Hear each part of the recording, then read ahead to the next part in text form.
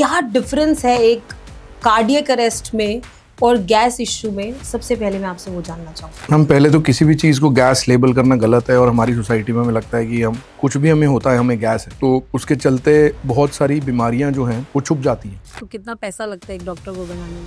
एक MBBS 1-1.5 करोड़ रुपए total से कम तो नहीं होता। ये तो पहले जाके डॉक्टर के पास बहुत समय पहले अगर याद करूँ तो 500 रुपये लगते थे, वही 2000 के। तो अगर मेरी 1000 रुपये फीस है और 50 लोग आ रहे हैं तो मैं 2000 कर देता हूँ, 25 हो जाएंगे, मेरा टाइम तो बच जाएगा। आपकी लाइफ में सबसे बड़ा चैलेंज और इमोशनल पर्सपेक्टिव पे ऐसा कि आपने कभी कोई केस किया हो, वो कौन सा रहा है? रिसेंटली अभी 2 महीने पहले एक 77 ईयर ओल्ड डिमेंशिया पेशेंट आया था हमारे पास, मीडिया में भी काफ़ी था वो। 3-4 महीने पहले एक 4 साल का बच्चा बैटरी खा के आया था। कितनी ड्रिंक्स अलाउड है एक as a human, as a female को, एज अ मेल को? 0 ml of alcohol is safe. Even 1 drop of alcohol is not safe whether you are male or whether you are female. One who is addicted, वो रोज दारू पीता है, चाहे वो 2 पिए या वो 4 पिए। ऐसी कौन सी चीजें हैं उनको डेली लाइफ में कि उनकी वो जो ड्रिंकिंग एंड स्मोकिंग हैबिट है वो चेंज हो? आजकल जो कॉफी है, हम ब्लैक कॉफी ज्यादा लेने लग गए, एवरीडे हम कॉफी ले रहे हैं, वो भी आपकी गट हेल्थ खराब करती है। ओवरऑल जहाँ तक आप बात कर रहे हैं ब्लैक कॉफी विदाउट शुगर और मिल्क की, आपके लिवर के लिए तो बहुत अच्छी है। We are seeing the rise in drugs, मतलब इंडिया में, दिल्ली में भी मैं देख रही हूँ बहुत ज्यादा ड्रग एडिक्शन बढ़ता जा रहा है और इससे बचने के लिए ड्रग एडिक्शन सेंटर्स खुल रहे हैं। क्या वो एक्चुअली सही होते हैं? वहाँ उन लोगों को जाना चाहिए? Ma'am, drug de addiction centres and नशा मुक्ति केंद्र are run by trained doctors called psychiatrist. But एक बच्चे के, आपने भी मैंने कहीं पढ़ा कि कॉकरोच, 23 साल का लड़का था। 23 साल का लड़का था। मतलब क्या हुआ कि उसने कॉकरोच खा लिया या उसके मुंह में चला गया, और आपने किस तरीके से 23 साल का लड़का था, हमारे पास आया कि पेट में दर्द हो रहा है 2-3 दिन से, कुछ खाने का मन नहीं कर रहा है, वॉमिटिंग टाइप फील हो रहा है। तो मैंने देखा, तो मैंने उसे बोला एक एंडोस्कोपी करते हैं। तो जब हमने एंडोस्कोपी करी तो उसके स्मॉल इंटेस्टाइन में एक जिंदा चलता हुआ कॉकरोच मिला। When you are sitting in a kitty, तो मैं तो रेड वाइन लेती हूँ, इज इट हेल्दी? ये हर ऑर्गन को इफेक्ट करती है। Diabetes is the most common cause of kidney failure in the world. Diabetes is the most common cause of retinal blindness in the world. Diabetes is the most common cause of heart attacks in the world. अभी जो latest youth भी है, supplements लेती है, gym जाती है, उनका भी मतलब लिवर डैमेज हो रहा है उन सप्लीमेंट से, क्योंकि वो मेडिकली तो दिए नहीं गए हैं। लिवर डैमेज के आपको पूरा डाइजेस्टिव सिस्टम डैमेज कर रहा है। हमारे कितने लोग हैं, कितने यंग बच्चे आते हैं हमारे पास, यंग लड़के आते हैं जिनने वे प्रोटीन लिया और उनका डाइजेशन हमेशा के लिए खराब हो। मैं तो कॉस्मेटिक इंडस्ट्री के अगेंस्ट हूँ, जो कि मेरे डॉक्टर दोस्त करते हैं कि फिलर्स विलर्स सब कुछ के। मेरे को तो लगता है कि जो भी ओवर्टली इन सब में जा रहा है, बोटॉक्स स्टार्ट, हाँ, तो जो ये सब जा रहा है वो कहीं ना कहीं ऊपर से हिला हुआ है। भाई, if you are not comfortable with what God has given you, then definitely you are living in an inferiority complex.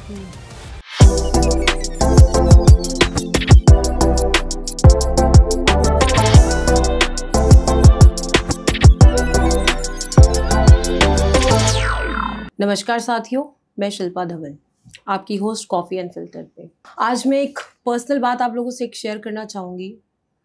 बहुत ही इमोशनल हूँ, बहुत ही दुखी भी हूँ, because I lost my brother last month.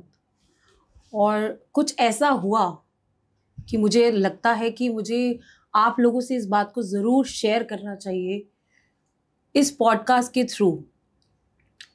उसकी तबीयत भी ख़राब हुई, उसको गैस इशू लगा, उसको लगा कि मैं इनो और पैंडी खाने से ठीक हो जाऊंगा, बट ऐसा नहीं हुआ। जनरली बॉडी हमें सिम्टम्स देती है कि आपकी बॉडी में कुछ प्रॉब्लम आ रही है, बट हम फिर भी इग्नोर कर देते हैं, और वही हमसे भी हुआ। And we lost my brother Ashish Dhawan. इस दौरान बहुत मुश्किलें लगी, बट मुझे लगा कि जो उसका एक विजन रहता है लाइफ में, मुझे उसको आगे बढ़ाना है। इसी वजह से आज मैं ये पॉडकास्ट भी कर रही हूँ, बिकॉज लाइफ गोज ऑन। इंसान चला जाता है, दुख आपकी लाइफ में ज़रूर रहता है, लेकिन ये पॉडकास्ट जो आज मैंने सोचा कि एक डॉक्टर को बुलाऊं, जो इशू हमारे साथ हुआ वो आप लोगों से एक शेयर करूं, ताकि जो मेरी फैमिली के साथ हुआ वो आपके साथ ना हो। अगर इस पॉडकास्ट को देखने के बाद किसी एक ज़िंदगी को भी मैं बचा पाऊंगी, तो मुझे ऐसा लगेगा कि मैं अपने भाई के लिए कुछ कर पाई। टफ है, शायद आपको मेरी आवाज़ से भी लग रहा होगा, but still this is for you Ashish. And today I want to welcome doctor Shubham Vatsya on my show coffee unfiltered. कुछ बातें इनसे मैं शेयर करूंगी जिससे आपको भी अवेयरनेस मिले कि किस तरीके से, किस सिचुएशन पे हमें क्या करना चाहिए। He is gastro liver expert and senior consultant in Fortis hospital. Thank you so much sir, आपने मुझे टाइम दिया और आपने मेरी बात भी समझी कि क्या मैं लोगों को बताना चाहती हूँ इस पॉडकास्ट के through. Thank you for coming to my show. Thank you for the kind introduction, ma'am, and sincere condolences to you and your family. I know it's a tough time, and I hope you come out of it stronger. I just want to share a little bit कि क्या हुआ. मेरे brother को हल्की सी जलन हुई first of all, और उस जलन का हमने जो मतलब निकाला कि गैस इशू है, जबकि जो मैंने अब ज़्यादा लोगों से पता चल रहा है कि ये दोनों बहुत मिक्स होते हैं और लोगों को, यंग लोगों को कार्डियक अरेस्ट हो रहा है. क्या वो डिफरेंस है जो हम भी नहीं उस वक्त जान पाए, क्योंकि हमारी ईसीजी एकदम नॉर्मल आई उस वक्त मेरे ब्रदर की, और हमने उस वक्त पैंडी और इनो ली और हम एकदम से नॉर्मल फील किया, पूरा दिन अच्छे से बिताया.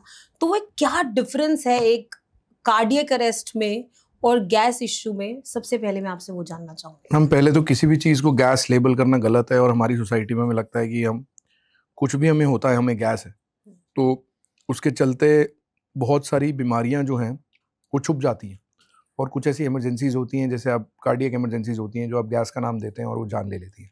दूसरी चीज़ इसमें बहुत इंपॉर्टेंट होता है रिस्पेक्टिव ऑफ एज की family history of cardiac disease है कि नहीं है. किसी इंसान को family history of cardiac disease है, परसिस्टेंट सिम्टम्स हैं और एपिगैस्ट्रिक पेन, अगर ऊपर की तरफ पेन या गैस भी हो रही है, तो पहला इन्वेस्टिगेशन जनरली ईसीजी होता है.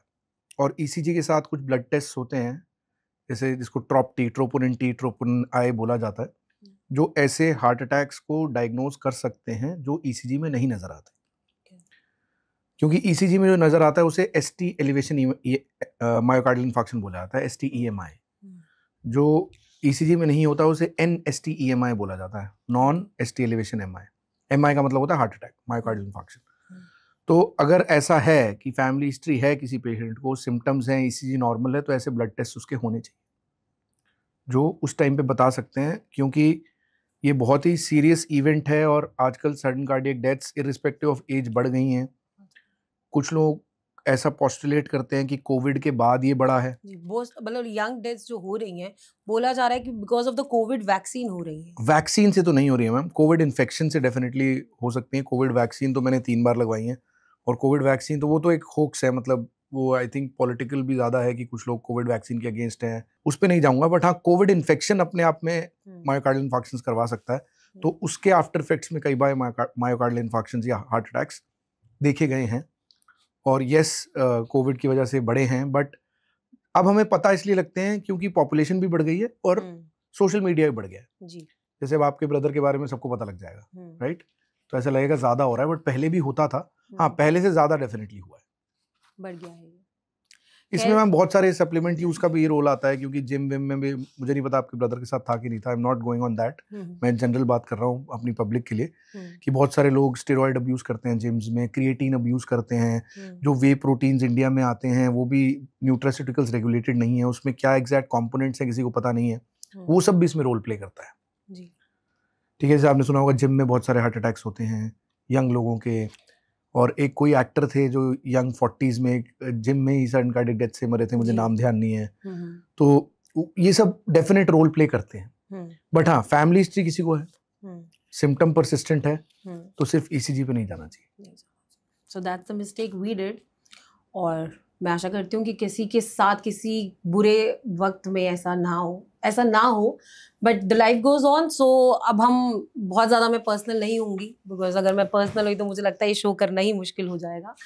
तो आपके बारे में सर जानना चाहेंगे कि हाउ डिड यू स्टार्टेड. मतलब आपको बोला जाता है कि आप हैरिसन हैं, वॉकिंग एंड टॉकिंग हैरिसन है. क्या है ये वो जो आपको ऐसा बुलाया जाता है और किस टाइम से बुलाया जाता है? मैम ये आई थिंक मेरे मौलाना आज़ाद मेडिकल कॉलेज के MD के डेज़ की बात है, बिकॉज 2011 to 14 में मौलाना आज़ाद मेडिकल कॉलेज में था और MD इंटरनल मेडिसिन कर रहा था. एंड हैरिसन हमारी बाइबल है इंटरनल मेडिसिन की. अच्छा. तो मेरी फेवरेट बुक थी और उसके थाउजेंड्स ऑफ पेजेस मैंने बाय हार्ट अराउंड 16-18 बार पढ़ के मतलब तोते की तरह रट लिए थे. तो कोई भी टीचर मुझसे पूछता था तो मैं page number, paragraph number, line number बता देता था कि सर 1688 पेज पे सेकंड कॉलम की सेकंड लाइन में ही लिखा है. तो ऐसे ही एक बार हमारे एक बहुत सीनियर टीचर थे जो मेरे टीचर हैं, doctor Premashish Kar, very respected man in medicine. उन्होंने मेरे को बोला यार तू तो walking and talking text book of medicine है. तो तब से मेरे दोस्तों ने walking and talking text book Harrison मेरा नाम रख दिया। Okay. तो तभी की बात है ये। और मतलब उसके बाद हम मेहनती थे तो किताबों से प्यार था, तो उस चक्कर में ये चीज़ आगे बढ़ती गई। तो फिर बहुत साल मैंने स्टूडेंट्स को पढ़ाया एमडी एंट्रेंस के लिए, तो वो लोग भी यही बात करने लग गए, तो और जनता को पता लग गया। ऐसा ही था। तो being a doctor is a power itself, मतलब मुझे ऐसा लगता है कि डॉक्टर के पास ही सबसे बड़ी पावर है कि वो हमें बचा भी सकते हैं, बट इसके साथ एक बहुत बड़ी रिस्पॉन्सिबिलिटी भी आती है।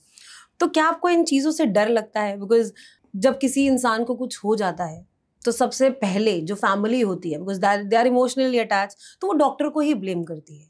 तो इन चीज़ों से आपको डर लगता है क्या? डर नहीं लगता मैम, क्योंकि देखिए कोई भी इंसान सब लोगों को तो खुश नहीं कर सकता। इंसान तो भगवान से ही परेशान है। जैसे आप भी कभी ना कभी भगवान को गाली देते होंगे, मेरा भाई क्यों ले लिया टाइप से। तो it's a part of the game. You won't be able to save all lives, you won't be able to treat all people, you won't be able to satisfy all people. At the end of the day you have to answer it to yourself. अपने आप को जवाब देना है, अपने ज़मीर को जवाब देना है। अगर आप बेस्ट ट्राई कर रहे हो, अपने काम से सच्चे हो, तो you get emotionally detached with the emotions of the patient because you are taught to be empathetic. Empathy रखनी है, sympathy नहीं रखनी। चाहे आपके साथ कुछ भी हुआ हो, मैं आपके साथ बैठ के रो नहीं सकता। सपोज आप मेरे पास आए, कोई भी पेशेंट आए, बोले मेरे भाई को, मेरी बहन को, मेरी मम्मी को ये वाला कैंसर हो गया और वो फैला हुआ, उनके पास 6 महीने लाइफ के, अगर मैं भी रोने लग गया आपके साथ, तो बेचारा मरीज ही परेशान हो जाएगा कि मैं क्या करूँ। तो मैं एम्पैथी जरूर रखूंगा। मैं अपने मैनेजर को बोलूंगा कि इनका ख्याल रखना है, अरे परेशान है। मैं उनसे 10 मिनट एक्स्ट्रा बात करूंगा, अच्छा ट्रीटमेंट बताऊंगा। वो मेरा प्रोफेशनल जॉब है। इट्स लाइक आप एक सोल्जर को नहीं बोल सकते गोली चलाने से डर लगता है, या कंधे पे गोली लग जाएगी तो डर लगता है, मरने से डर लगता है। तो वैसे ही है, मतलब ब्लेम से दिक्कत नहीं है। ब्लेम तो करेंगे लोग। अगर आप मेरे गूगल पेज पे भी जाएंगे तो आपको 1 स्टार रिव्यूज भी मिल जाएंगे। तो ठीक है, you can not satisfy everyone, क्योंकि everyone comes with a set of expectations, but you have to be true scientifically. यही बात है। आप गैस्ट्रोएंट्रोलॉजी के डॉक्टर हैं। जब हमारे घरों में खाना बनता है वो एकदम फ्राइड खाना बनता है और हमें लगता है वी आर पंजाबीज, तो हम लोग अच्छे से खा रहे हैं। तो क्या आपके खाते पीते घर के हैं जिसे बोला जाता है, तो आपके घर में किस तरीके का खाना बनता है, और या फिर आपकी डाइट एक प्लान्ड होती है? नहीं मैम, मैंने आपको बताया था 2 साल पहले मैं 105 किलो का था, अभी मैं 70 किलो का हूँ। तो मेरे लिए तो अब बहुत इम्पोर्टेंट है कि मैं क्लीन खाऊं। तो मेरा 50% खाना तो अनकुक्ड होता है। अनकुक्ड? या मतलब कहा जाता है कि कुक्ड फूड ही खाना चाहिए अगर आप वेजिटेबल्स को भी खा रहे हो। मैक्सिमम सौते होता है मैम, वो ज़्यादा नहीं होता। मतलब मेरी डाइट में 3 एप्पल हर रोज होते हैं, 3 बॉइल्ड एग हर रोज होते हैं, राइट, एंड 2 बनाना भी होते हैं, और अराउंड 20 आलमंड्स होते हैं, 5 वॉलनट्स होते हैं। तो ये मिला के मेरा ब्रेकफास्ट और लंच हो जाता है। फिर डिनर में हो सकता है 2 साल तो मैंने देखिए अनाज भी नहीं खाया था because I want to lose weight, but अब मैं फिर भी 1-2 रोटी खा लेता हूँ। कोशिश करता हूँ कि मेरे मील में 1/3 प्रोटीन, 1/3 फैट और 1/3 कार्बोहाइड्रेट हमेशा हो। कार्बोहाइड्रेट हो तो सिंपल कार्बोहाइड्रेट ना हो, कॉम्प्लेक्स कार्बोहाइड्रेट हो, जैसे चीनी ना हो। केला खा सकता हूँ मैं, चीनी नहीं खा सकता, जूस नहीं पी सकता, फ्रूट्स खा सकता हूँ। तो मैंने मेडिकल साइंस को, अपनी पढ़ाई को उसमें यूज़ किया, उस प्रोसेस में। तो मैं तो प्रोसेस्ड फूड बिल्कुल नहीं खाता ma'am. I am against any kind of fried food, any kind of samosas, bhature, पकौड़े। तो I also I am a north Indian, I come from a part of Himachal which is adjoining to Punjab, so we speak Punjabi at home. The culture is same as you said, but I've done it for myself, I guess. So it's been a good journey, and I would, through your podcast, I would like to tell everyone ki avoid मीठा, मैदा, तला हुआ and processed food. Zomato, Swiggy से थोड़ा दूर रहें, better रहेगा। That's the easy game for everyone right now. नहीं ma'am, actually problem क्या है ना, जो सिंगल फैमिलीज हैं, काम करते हैं दोनों हस्बैंड वाइफ, बच्चे हैं स्कूल जाते हैं, इवनिंग में आते हैं, so once they come back home तो उनको लगता है बाहर से ऑर्डर कर लो। That's fine, but the point is अगर आप थोड़ा सा भी बिजनेस के दिमाग से सोचेंगे तो जब कोई ये डिलीवरी एप्स हैं तो जो आपको प्राइस पे मिल रहा है, काफ़ी सारे पैसे तो डिलीवरी एप्स लेके जा रही है। तो रेस्टोरेंट को पहले कम पैसा मिल रहा है। अब रेस्टोरेंट को प्रॉफिटेबल होना है तो वो क्या तेल यूज़ कर रहा है, क्या सब्सटेंस यूज़ कर रहा है, कुक कितना हाइजीनिक है, कुक की सैलरी कितनी, किसी को नहीं पता। तो मेरे को इस सब से प्रॉब्लम है।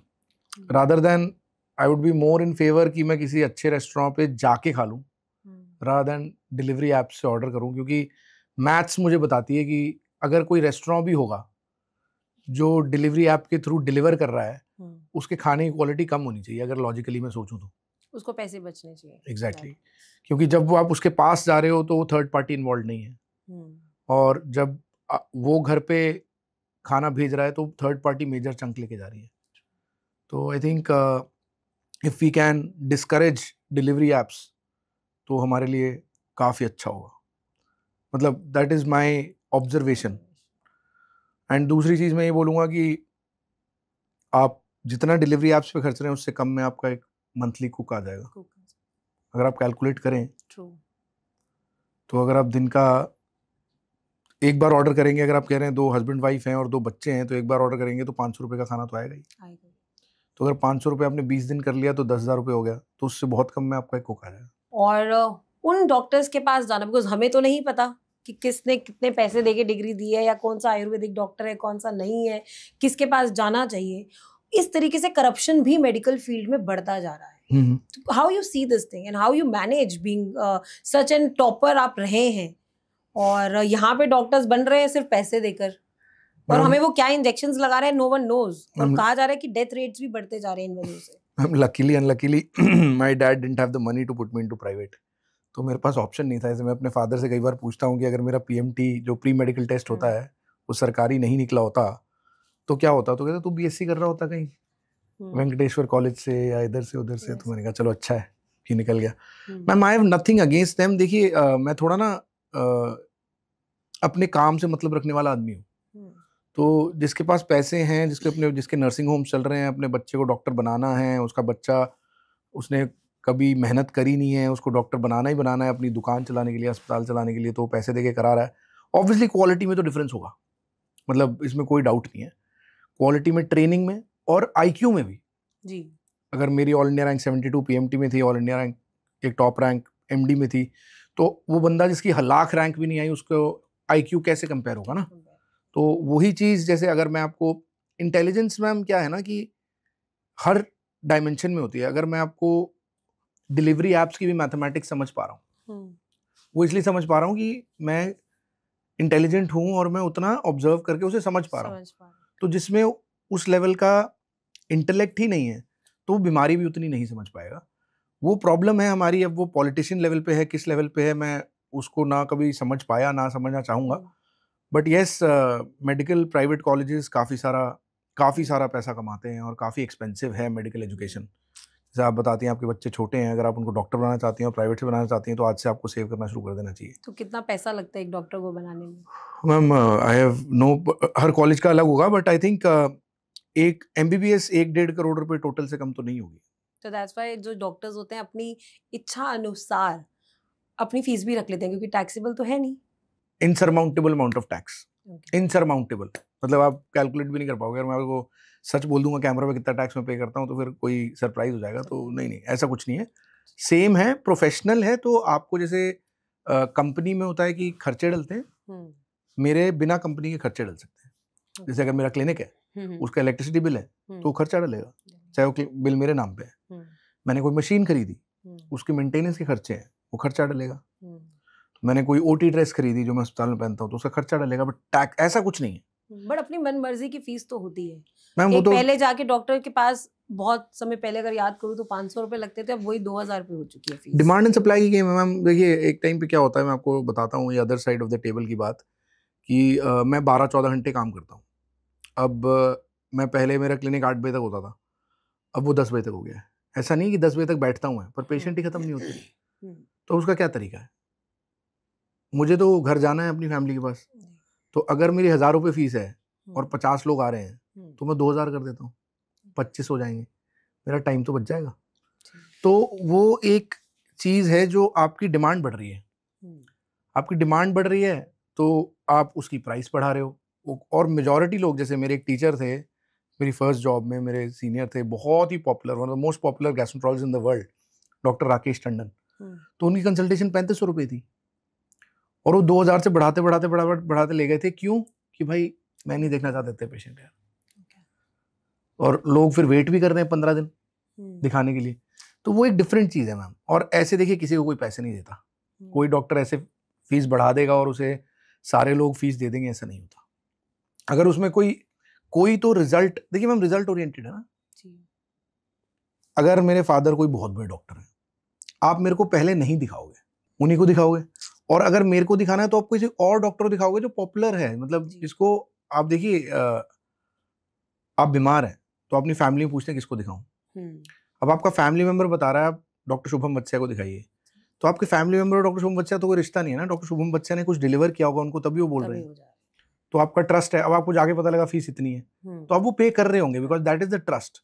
सो आई थिंक जनरलाइज करना गलत है मैम। डॉक्टर्स सही भी हैं, डॉक्टर्स गलत भी हैं, there are black sheeps in every profession. Doctors ने गलतियां भी करी हैं, उसकी वजह से डॉक्टर्स बदनाम भी हुए हैं, but I think well qualified doctors who have enough patients do not need to misguide the public.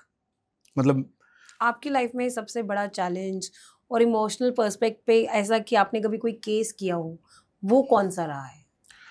बहुत सारे रहे हैं मैम। रिसेंटली अभी 2 महीने पहले एक 77-year-old डिमेंशिया पेशेंट आया था हमारे पास, मीडिया में भी काफ़ी था वो। तो 3 दिन से, डिमेंशिया का मतलब फॉरगेटफुलनेस विद ओल्ड एज। तो उनकी वाइफ एक जनरल फिजिशियन के पास लेके गई कि ये खाना नहीं खा पा रहे, खाना नहीं खा पा रहे, खाना नहीं खा पा रहे। तो उन्होंने उनका एक्सरे कराया चेस्ट और नेक का, तो नेक में की फंसी हुई थी, इतनी बड़ी की थी। तो डॉक्टर साहब ने मेरे को फ़ोन किया, मैंने कहा भेज दीजिए। मैंने स्कोप डाला तो की फूड पाइप में थी और की चेन विंड पाइप में था, और बीच में। बट ऐसे उन्होंने खा ली और उनको पता नहीं था? डिमेंशिया है ना मैम, पता ही नहीं किसके साथ क्या करना है। ओके। बेड रिडन डिमेंशिया वाला पेशेंट। अच्छा। तो जैसे ये फूड पाइप है, ये विंड पाइप है, तो विंड पाइप के अंदर की है, फूड पाइप के अंदर की चेन है, और जो उसकी जो वो नहीं होती कनेक्टिंग, वो कनेक्टिंग वाला पार्ट यहाँ पे, राइट। तो मतलब, तो मैंने स्कोप डाला और उसे निकाला हमने अराउंड 35 सेकेंड्स में। तो 15 मिनट में पेशेंट खाना खा रहा था जो उसने 3 दिन से नहीं खाया था। तो ऑब्वियसली चैलेंजिंग था, ऑब्वियसली लाइफ थ्रेटनिंग था, ऑब्वियसली 15 मिनट में रिकवर किया तो फैमिली बहुत खुश थी। तो फिर ऐसे ही 3-4 महीने पहले एक 4 साल का बच्चा बैटरी खा के आया था, सेल खा लिया था। तो अब सेल में मैम क्या होता है ना, एसिड लीक होता है, तो लाइफ थ्रेटनिंग होता है वो। तो वो हमने निकाला था, तो पेरेंट्स रोते हुए पैरों में गिर जाते हैं ऐसे में, मतलब तो लाइफ सेविंग था अगेन। हाँ, तो मतलब ऐसी चीज़ें होती हैं। फिर बहुत बार मियाँ बीवी में लड़ाई हो जाती है, तो बीवी कहती है मैं जान ले लूँगी अपनी, तो वो एसिड पी लेती है। फिर वो आ जाते हैं, फिर मतलब उस बेचारी को लगता है कि एसिड क्यों पिया मैंने, अच्छा तो मैं मरी जाती सच में, क्योंकि अगर किसी ने ढंग से एसिड पी लिया तो उसकी ज़िंदगी बर्बाद हो गई। फिर वो हमारे पास ही आती रहेगी कब, क्योंकि उसकी इसोफेगस फूड पाइप से गुड़ जाएगी, कभी उसे डायलेट कराना पड़ेगा, कभी उसे सर्जरी करानी पड़ेगी, अब यही करती रहेगी वो ज़िंदगी भर। तो चैलेंजेस आते हैं। फिर वहाँ बहुत सारे लोग शराबी होते हैं, खून की उल्टियाँ मारते हैं, रात को 3 बजे आते हैं अस्पताल, मरने वाले होते हैं। फिर रात को 3 बजे जाते हो आप हॉस्पिटल, एंडोस्कोपी करते हो, उनको बचाते हो। तो ये हमारे पास डे टू डे चैलेंजेस रहते हैं। तो इसमें कुछ लोग डेफिनेटली पास हुए ऑल्सो। एसिड पिया किसी लेडी ने, शुरू में नहीं गई, 12 घंटे हॉस्पिटल में रही, एस्पिरेट करके विंड पाइप में चले गया, जल गया, सब खत्म। पॉइजनिंग्स ऐसे ही, मतलब नैप्थलीन बॉल्स खा ली। तो ये सब चीज़ें होती हैं मैम। इमोशनली चार्ज सिचुएशंस में इंसान क्या क्या करता है, आपको बताइए। आपने अल्कोहल की भी बात करी है, एंड आई थिंक एक पहला ज़माना था कि सिर्फ जस्ट मेल सोसाइटी ड्रिंक्स करती थी, और फीमेल भी ड्रिंक्स अच्छे लेवल पे करती है। मतलब आई वुड से कि मतलब पहले शर्मो शर्मी में नहीं करती थी, या पहले मन नहीं करता था, बट अब the culture of Indian society is totally different. How you just tell me कि कितनी ड्रिंक्स अलाउड है एक as a human, as a female को, एज अ मेल को? क्योंकि जो पीता है उसको एक्सेस की कहानी उसकी नहीं पता कि व्हाट इज एक्सेस। जो 2 पीता हो सकता है कि उसको बॉडी अलाउ ना कर रही हो, और जो पूरी बॉटल भी पी रहा है उसको लगता है यार मैं तो कल नॉर्मल हो ही जाऊंगा।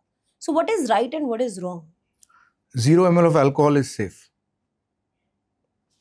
Even 1 drop of alcohol is not safe, whether you're male or whether you're female. आपकी बात का एक जवाब।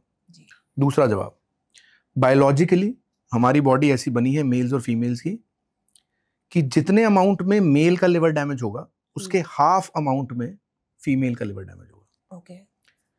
इसमें कोई वो नहीं है, मतलब कोई पार्शियलिटी नहीं की है, भगवान ने कुदरत ऐसे बना के दी है कि बॉडी का मेटाबॉलिज्म के कुछ एंजाइम्स अल्कोहल को डिटॉक्सिफाई करने वाले फीमेल की बॉडी में कम है।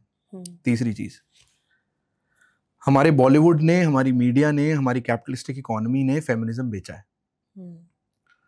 फेमिनिज्म इस तरह बिका है कि एक औरत को घर पे काम किया जाए, घर पे अगर वो घर का काम कर रही है और उसकी भी उसे ज्यादा सैलरी मिल रही है जॉब से, तो फिर भी वो लुक डाउन अपॉन है। एक होम मेकर, एक हाउसवाइफ लुक डाउन अपॉन है। चाहे एग्जांपल देता हूँ, एक लेडी है जो पढ़ी लिखी है बट पूरा घर मैनेज करती है, देखती है, उसकी सैलरी क्योंकि बिजनेस फैमिली से 2 लाख रुपए है, पर उसे उसमें लगता है कि मैं अपने father in law, mother in law और हस्बैंड की स्लेव हूँ। बट अगर वो 50,000 रुपए की नौकरी सुबह 9 से 5 जाए करके आ रही है, उसमें वो खुश है क्योंकि वो इंडिपेंडेंट है। That is what feminism has done. वही फेमिनिज्म ये आपको एम्पावर करता है कि अगर लड़के स्मोक कर सकते हैं तो मैं भी कर सकती हूँ, अगर लड़के ड्रिंक कर सकते हैं तो मैं क्यों नहीं कर सकती। तो ये जो emotional part of the brain of female है उसके साथ खेला गया है। जैसे आपकी इससे पिछली सरकार थी दिल्ली में जी, उसने फीमेल्स की बस सारी फ्री कर रखी थी क्योंकि फीमेल्स हमारी ज्यादा इमोशनल हैं, वो बह जाती हैं उसमें। तो जो फेमिनिज्म एक्चुअली इस चीज के लिए स्टैंड करता है वो सब भूल गए। हाँ, कि Indira Gandhi was the first women prime minister की। अब ये बात नहीं है कि औरत प्राइम मिनिस्टर बन सकती है जी। अब ये बात है कि औरत पार्टी कर सकती है, औरत रात को बाहर हो सकती है, औरत रात को दारू पी सकती है, औरत स्मोक कर सकती है।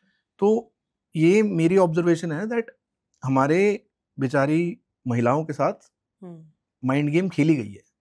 और क्यों खेली गई है? बिकॉज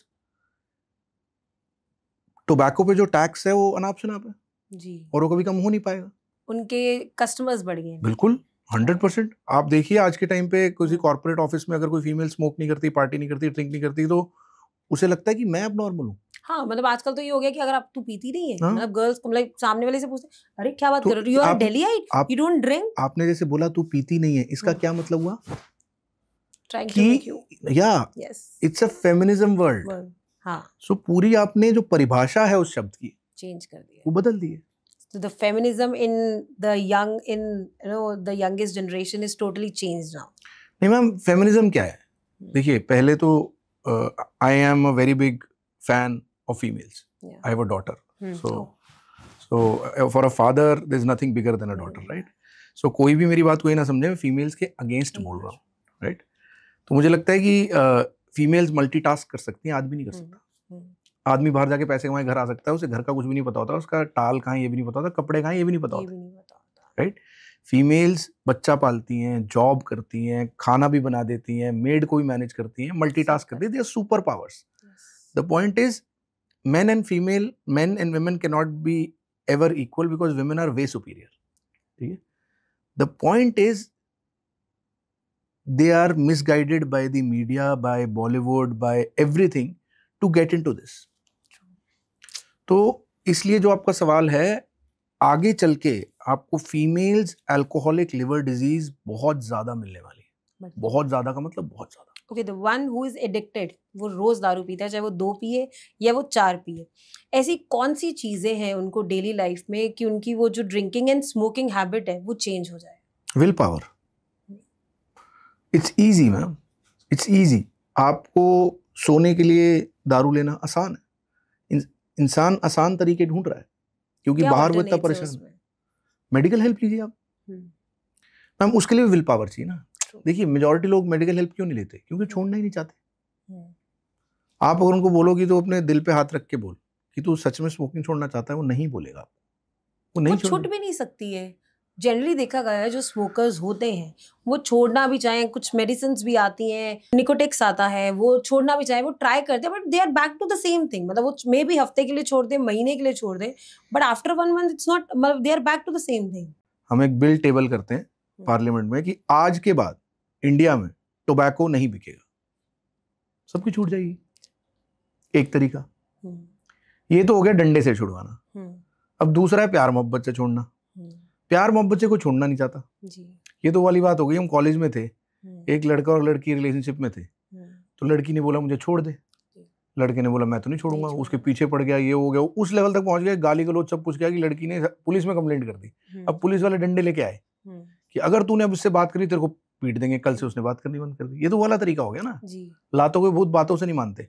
आप अगर नहीं छोड़ रहे तो आपकी प्रॉब्लम है, बिकॉज इट्स ईजी। आप कहीं भी किसी भी पान वाली दुकान पे गाड़ी रोकिए, क्या कहते हैं, बाइक रोकिए, 10 रुपए 20 रुपए 25 रुपए जितने की आती लीजिए, सिगरेट पीजिए और काम पे चले जाइए।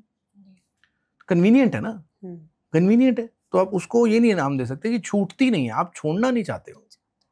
Will power is the main game. Will power है तो आप छोड़ सकते हैं, अल्कोहल भी छोड़ सकते हैं, स्मोकिंग भी छोड़ सकते हैं, कुछ भी छोड़ सकते हैं। तो कोई ऐसी मेडिसिन, लाइक मेडिकली मैं पूछ रही हूँ इस बात को, कि अगर कोई छोड़ना चाहता है तो इस पॉडकास्ट के थ्रू कि उनको क्या चीज़ लेनी चाहिए, कौन सी मेडिसिन लेनी चाहिए, कुछ ऐसा easy step? No ma'am, you have to see a psychiatrist, you have to go through de addiction. Okay, we have seen people leave it, अच्छा, we have seen people leave alcohol, we have seen people leave smoking, it's not a big deal. So जब तक will power है ये चीज़ें नहीं छूट सकती हैं। विल पावर के बिना तो नहीं छूट सकती। मैं हूँ, चाहे मुझे ऐसा लगता है कोई भी इंसान अगर टेस्ट कराने जाता है, ब्लड टेस्ट आजकल इजीली लोग करवाते हैं, हर एक को अपने हेल्थ इश्यूज, डाइट फॉलो करना, गट फ्री रखना अपने आप को, वो सब कर रहे हैं। तो जब भी हम टेस्ट कराने तो फैटी लीवर ज़रूर आता है, आता ही आता है, मुझे ऐसा लगता है। मतलब कोई बहुत कम लोग होंगे जिनका फैटी लीवर नहीं आता होगा या कोलेस्ट्रॉल नहीं बढ़ा होगा। ये क्या रीजंस हैं आजकल जिस तरीके से ये सबकी बॉडी इतनी डैमेज हो चुकी है मुझसे? और ऐसे भी लोग हैं जो नॉनवेज नहीं खाते होंगे, जो दारू नहीं पीते होंगे, जो सिगरेट भी नहीं लेते, उनके साथ भी ऐसा हो रहा है। राइट, तो आपकी बात का बहुत अच्छा जवाब मैं दे सकता हूँ। आपका सवाल भी बहुत अच्छा है मैम। फैटी लिवर कॉमन इसलिए क्योंकि हमारी कंट्री मेजॉरिटी कार्ब रिच है। हम जब भी खुशी मनाते हैं, तो आप नॉर्थ इंडियन है, मैं नॉर्थ इंडियन हूँ, पंजाबी कल्चर है, तो उसमें मिठाई ज़रूर होती है, कचौड़ी ज़रूर होती है, समोसे होते हैं, ब्रेड पकौड़े होते हैं, जलेबी भी होती है जी। तो आपने बहुत सारे पेशेंट्स मेरे पास हैं 45-50 ईयर ओल्ड फीमेल्स, कहती हैं हमने तो अभी शराब नहीं पी, हमारा इतना फैटी लिवर हो गया कि आप कह रहे हो लिवर ख़राब हो गया। तो मैंने कहा अपने लाइफ में कितने समोसे खाए हैं आज तक, कितनी जलेबी खाई है, कितने मोमोज खाए हैं, कितने आपने सारे जो प्रोसेस्ड फूड हैं सारे गिन के लाओ बाहर जाके, कितने साल से 18 साल की उम्र से 45 साल तक कितने खाए हैं। ऐसे तो बहुत खाए हैं। तो मैंने कहा वो सब जुड़ के कैलोरी सरप्लस। देखिए मैम, आप काम कर रही हैं, फैमिली की एक इनकम है, एक सेविंग है, मतलब आपने कुछ पैसे बचा रखे हैं, आप फिर हर रोज कुछ कमा रही हैं और हर रोज कुछ खर्च रही हैं। आपका टारगेट खर्चा कहाँ से चलाने का होता है? दिन की कमाई से ना, सेविंग ना टच हो। अब सेविंग को आप कैलोरीज से हटा दीजिए। एक रेस्टिंग कैलोरी है जो आपके अंदर सेव्ड है, एक आप हर रोज ले रहे हैं, एक आप खर्च रहे हैं। तो ये उल्टा है ना, आप चाहते हैं कि आपका जो खर्चा कैलोरीज का है वो सेविंग से हो, तभी तो कटेगा वो। तो अगर आपको फैटी लिवर है तो इसका मतलब है कि आपका इनटेक ऑफ कैलोरीज जरूरत से ज्यादा है। आप जितना एक्सरसाइज से और नॉर्मल डेली वर्क से बर्न कर रहे हैं उससे ज्यादा आप इनटेक कर रहे हैं, और विद टाइम वो इकट्ठा हो रहा है। सबसे पहले वो लिवर पे इकट्ठा होता है। जब लिवर के टोटल सेल्स में से 5% में इकट्ठा हो जाता है उससे ज्यादा, तो उसे फैटी लिवर बोलते हैं। अब लिवर पे इकट्ठा हो गया, जब लिवर पे इकट्ठा होके वो ओवरफ्लो किया तो ब्लड में गया, ब्लड में गया, आपकी आर्टरीज जो नसें होती हैं उनमें डिपॉजिट हुआ, आर्टरीज पतली हुई, आपको बीपी हो गया। आपके गॉल ब्लैडर में गया, आपको स्टोन हो गया। आपके हार्ट में गया, हार्ट की नसें ब्लॉक कर दी, आपको हार्ट अटैक हो गया। आपके दिमाग में गया, वहां की नसें ब्लॉक कर दी, आपको स्ट्रोक हो गया। आपके ओवरीज में गया, फीमेल्स में आपने सुना हुआ पॉलिसिस्टिक ओवेरियन सिंड्रोम, पीसीओएस हो गया। तो लिवर, फैटी लिवर तो एक ट्रेलर है बड़ी मूवी का, कि अगर ये आप सीधी रोड पे चलते रहे इसी पे, तो आगे खाई है, उस खाई में हार्ट अटैक है, स्ट्रोक है ब्रेन का, उसमें बीपी है, शुगर है, क्या है, पीसीओएस है, ये सब एक रास्ता है। क्योंकि लिवर इसमें सबसे जल्दी आता है तो सबसे पहले आपको बता देता है। अब आप अगर सोच रहे हैं कि नहीं यार मेरे को तो फैटी लिवर है, सबको है, तो फिर आपको इन सब में से भी कुछ हो सकता है। तो वो ये कि मतलब जनता आज बहुत ज्यादा होशियार है, और जो होशियारी में अपने आप को डैमेज करती है उसे हम डेढ़ होशियार बोलते हैं हमारी भाषा में। तो गूगल पढ़ के वो यही देखते रहते हैं, तो उनको लगता है चलो ठीक है, तेरे को भी है, चल मेरे को भी है, चलो, तो वैसे चलता है। और गूगल ही सब बता रहे हैं ना, आपको फैटी लिवर है तो आप ये खा लो, आप ये दवाई खा लो, घर के नुस्खे भी वही बता रहे हैं। आजकल लोग डॉक्टर्स के पास ना जाके चैट जीपीटी अलग आ गया, उसी से क्वेश्चंस पूछो, उसी से आंसर्स मिल रहे हैं। आपने कभी कंप्यूटर में कोई ऐसी फाइल डाली है जब कंप्यूटर ने बोला है कि we can not read this file as the computer does not have this software? तो सिमिलरली जब आप वो नॉलेज पढ़ रहे हैं ना, आपके पास सॉफ्टवेयर नहीं है उस नॉलेज को, उस इंफॉर्मेशन को असेस करने का। इंफॉर्मेशन और नॉलेज में यही अंतर है। जैसे आप मुझे पूछोगे कि आपका फैटी लिवर हार्ट अटैक से कैसे रिलेटेड है, तो मैं आपको बता सकता हूँ, बट आपको नहीं समझ आएगा। और सिमिलर बात है मैम, अगर मैं किसी अपने सीए से बात करता हूँ या लॉयर से बात करता हूँ तो मैं ज्ञान नहीं देता उनको गूगल पढ़ के, क्योंकि एक प्रोफेशनल का काम प्रोफेशनल है।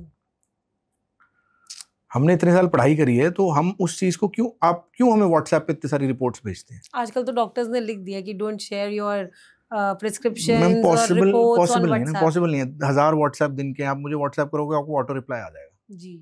अब ऑटो रिप्लाई क्यों आएगा कि भाई व्हाट्सएप इसीलिए बना है कि मैं इस टाइम पे यहाँ मिलूंगा और इस टाइम पे यहाँ मिलूंगा। True.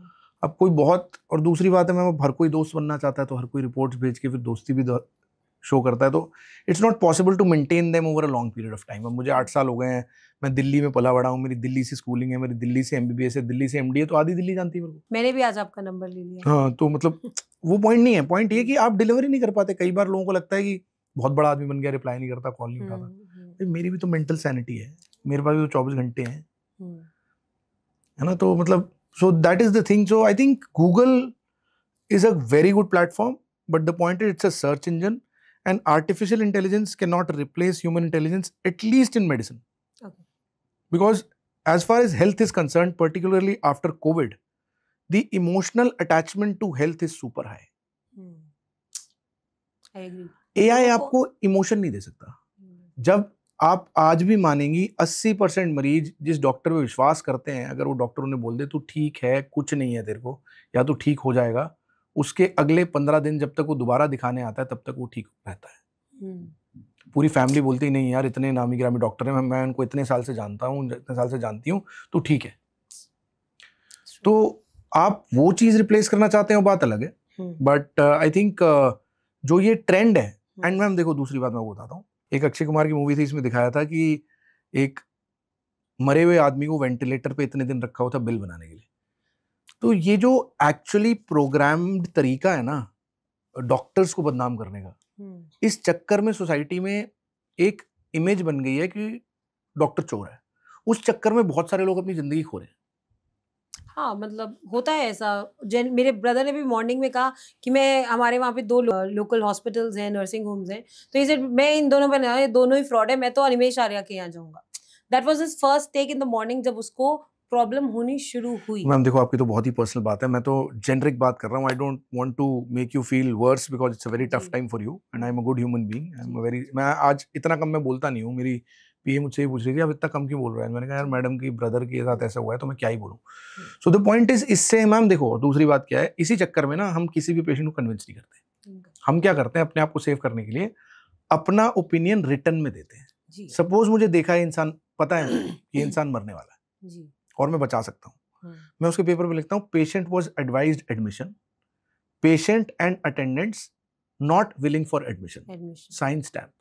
कल कोई से कुछ हो जाता है, मुझे कोई मेडिको लीगली टच नहीं कर सकता, क्यों, मुझे दिख रहा है, आपको दिख जाता है, पर पेशेंट को लगता है अरे ये तो कॉर्पोरेट हॉस्पिटल में बैठा है, ये तो पैसे बनाने बैठा है, ये तो झूठ बोल रहा है। फिर वो अपने किसी आधे पढ़े लिखे डॉक्टर को वो करेगा, वो तो खुशी खुशी बोल रहा है अरे कुछ नहीं होगा, फिर अगले दिन मर जाएगा, तब बुरा वो नहीं बनेगा, बुरे आप बनोगे, तो आपको बचाने कोई नहीं आएगा। तो you have to save yourself because the world is like that today and the media, the Bollywood is trying to defame doctors. तो वो एक सच है, अब सच के साथ जीना पड़ेगा। बट इसीलिए तो आप क्यों चाहते हो डॉक्टर दोस्त बने, क्योंकि आपको लगता है दोस्त रिलायबल, इमरजेंसी ठीक है, पर रिलायबल आपका ओपिनियन कि हाँ यार ये तो बोल रहा है, सही बोल रहा है, ये क्यों गलत बोलेगा, ये वाली चीज हो जाती है। तो बट उसमें अपना मेंटल पीस एक डॉक्टर को प्रिवेंट करना पड़ता है, क्योंकि एक डॉक्टर भी इवेंचुअली एक ह्यूमन बीइंग है। इसमें बहुत बड़े स्कैम भी बनते जा रहे हैं। अगर मैं किडनी ट्रांसप्लांट, लिवर ट्रांसप्लांट भी हो रहा है अभी, और ये भी आपको, मतलब अगर आप अपना लिस्टिंग नहीं कराते हो, आप ढूंढ रहे हो किसी का लिवर या अपनी किडनी रिप्लेस करना चाहते हो, ये भी एक बहुत बड़ा स्कैम बना है कि आपके पास एजेंट्स होते हैं जो आपके लिए ढूंढ के देते हैं, 20-25 लाख रुपया ले लेते हैं आजकल। ये मतलब इस तरीके की अगर सिचुएशन हमारे इंडिया में, क्योंकि आप अगर एक नॉर्मल अर्निंग अगर हम इंडिया में देखें तो कितने, मतलब महीने का एक बंदा, एक एवरेज जो नॉर्मल, अगर आज नॉर्मल एमबीए करके भी आ रहा है ना, वो 15 से 20 हजार रुपए कमा रहा है। कल को उसको फादर मदर को लिवर ट्रांसप्लांट कराने की जरूरत पड़ रही है या किडनी ट्रांसप्लांट कराने की भी जरूरत पड़े, वो तो करा ही नहीं पाएगा। सही बात है, सरकारी में इतना होता नहीं है मैम। दूसरा, नॉर्थ इंडिया में डोनर तो आपकी फैमिली देती है, ये साउथ इंडिया में 2 तरह की डोनेशन होती है, डिजीज डोनर ट्रांसप्लांट और लाइफ डोनर ट्रांसप्लांट। तो डिजीज डोनर ट्रांसप्लांट का मतलब है कि डेड बॉडी से आपने वो ऑर्गन निकाला है। वो नॉर्थ इंडिया में तो इतना नहीं है, इतना प्रोलिफिक नहीं है, साउथ में फिर भी है। But yes I have to be very honest with you, ऐसा हुआ है कि किडनी ट्रांसप्लांट रैकेट्स हुए हैं इंडिया में। मैं पर्सनली इतना अवेयर नहीं हूँ क्योंकि मैं किडनी एक्सपर्ट नहीं हूँ, तो मैं उसके बारे में कमेंट नहीं कर पाऊंगा। बट लिवर ट्रांसप्लांट में ऐसा कोई रैकेट नहीं हुआ है। लिवर ट्रांसप्लांट बहुत ही रेगुलेटेड चीज़ है। लिवर ट्रांसप्लांट के लिए एक लीगल कमिटी बैठती है जो इंश्योर करती है कि डोनर लाइफ जो है वो आपकी फैमिली का हो, रिलेटेड हो, और अगर रिलेटेड ना हो तो आपका इनकम टैक्स रिटर्न मैच करता हो कि फाइनेंशियल इन्वॉल्व ना हो। सपोज मैं आपका दोस्त हूँ, मैं आपको लिवर दे रहा हूँ, तो हमारा इनकम टैक्स रिटर्न मैच करना चाहिए। उससे क्या मतलब है इस बात? अगर आप 1 करोड़ रुपए साल के कमा रहे हो, मैं 10,000 रुपए साल के कमा रहा हूँ, तो ऑब्वियस है ना कि आप मुझे पैसे दे रहे हो लिवर ट्रांसप्लांट के लिए। जी जी जी। पर हम दोनों सेम कमा रहे हैं तो नहीं है। तो वो चीज आपको प्रॉपर जजेस और लॉयर्स बैठते हैं उस कमेटी में इसको वो करने के लिए, और बहुत ही क्लीन काम है। It's expensive. लिवर ट्रांसप्लांट मोटा मोटा 20 से 25 लाख रुपए तो बेसिक लेता ही है। तो मैम देखो ऐसा है, हेल्थ केयर एक्सपेंसिव है। इसमें हम ये नहीं बोल सकते कि आप 20,000 रुपए कमा रहे हो तो आप लिवर ट्रांसप्लांट नहीं करा पा रहे, ये आपकी प्रॉब्लम है। आप दुनिया में कहीं भी जाइए, इंडिया में तो बहुत सस्ता है आप, और इंडिया में इतना अमेजिंग हेल्थ केयर सेक्टर है कॉर्पोरेट में कि आप इंटरनेशनल पेशेंट देखिए कितने हैं। आपके सऊदी अरेबिया यूएई के शेख आते हैं यहाँ पे जो यूएस भी जा सकते हैं, और उनको दिखता है जो यूएस में काम है उससे बेटर काम इंडिया में हो रहा है 1/10 कॉस्ट। बट बाहर तो फ्री ऑफ कॉस्ट है हेल्थ। कहीं नहीं है मैम।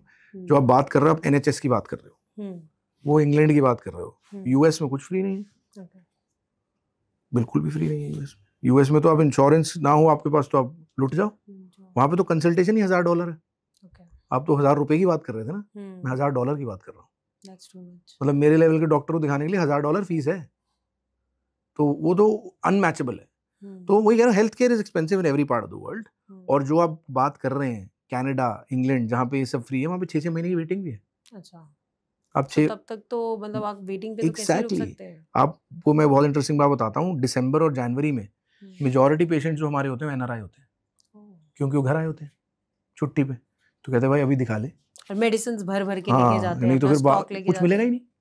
इंडिया में तो बहुत आसान है, आपको गैस बन रही है, आपने इनो पी लिया ना, वहाँ तो इनो ही नहीं मिलेगा आपको। और आपको हार्ट अटैक होगा, आपको बोलेंगे अगर ओपीडी से आना 6 महीने बाद आना।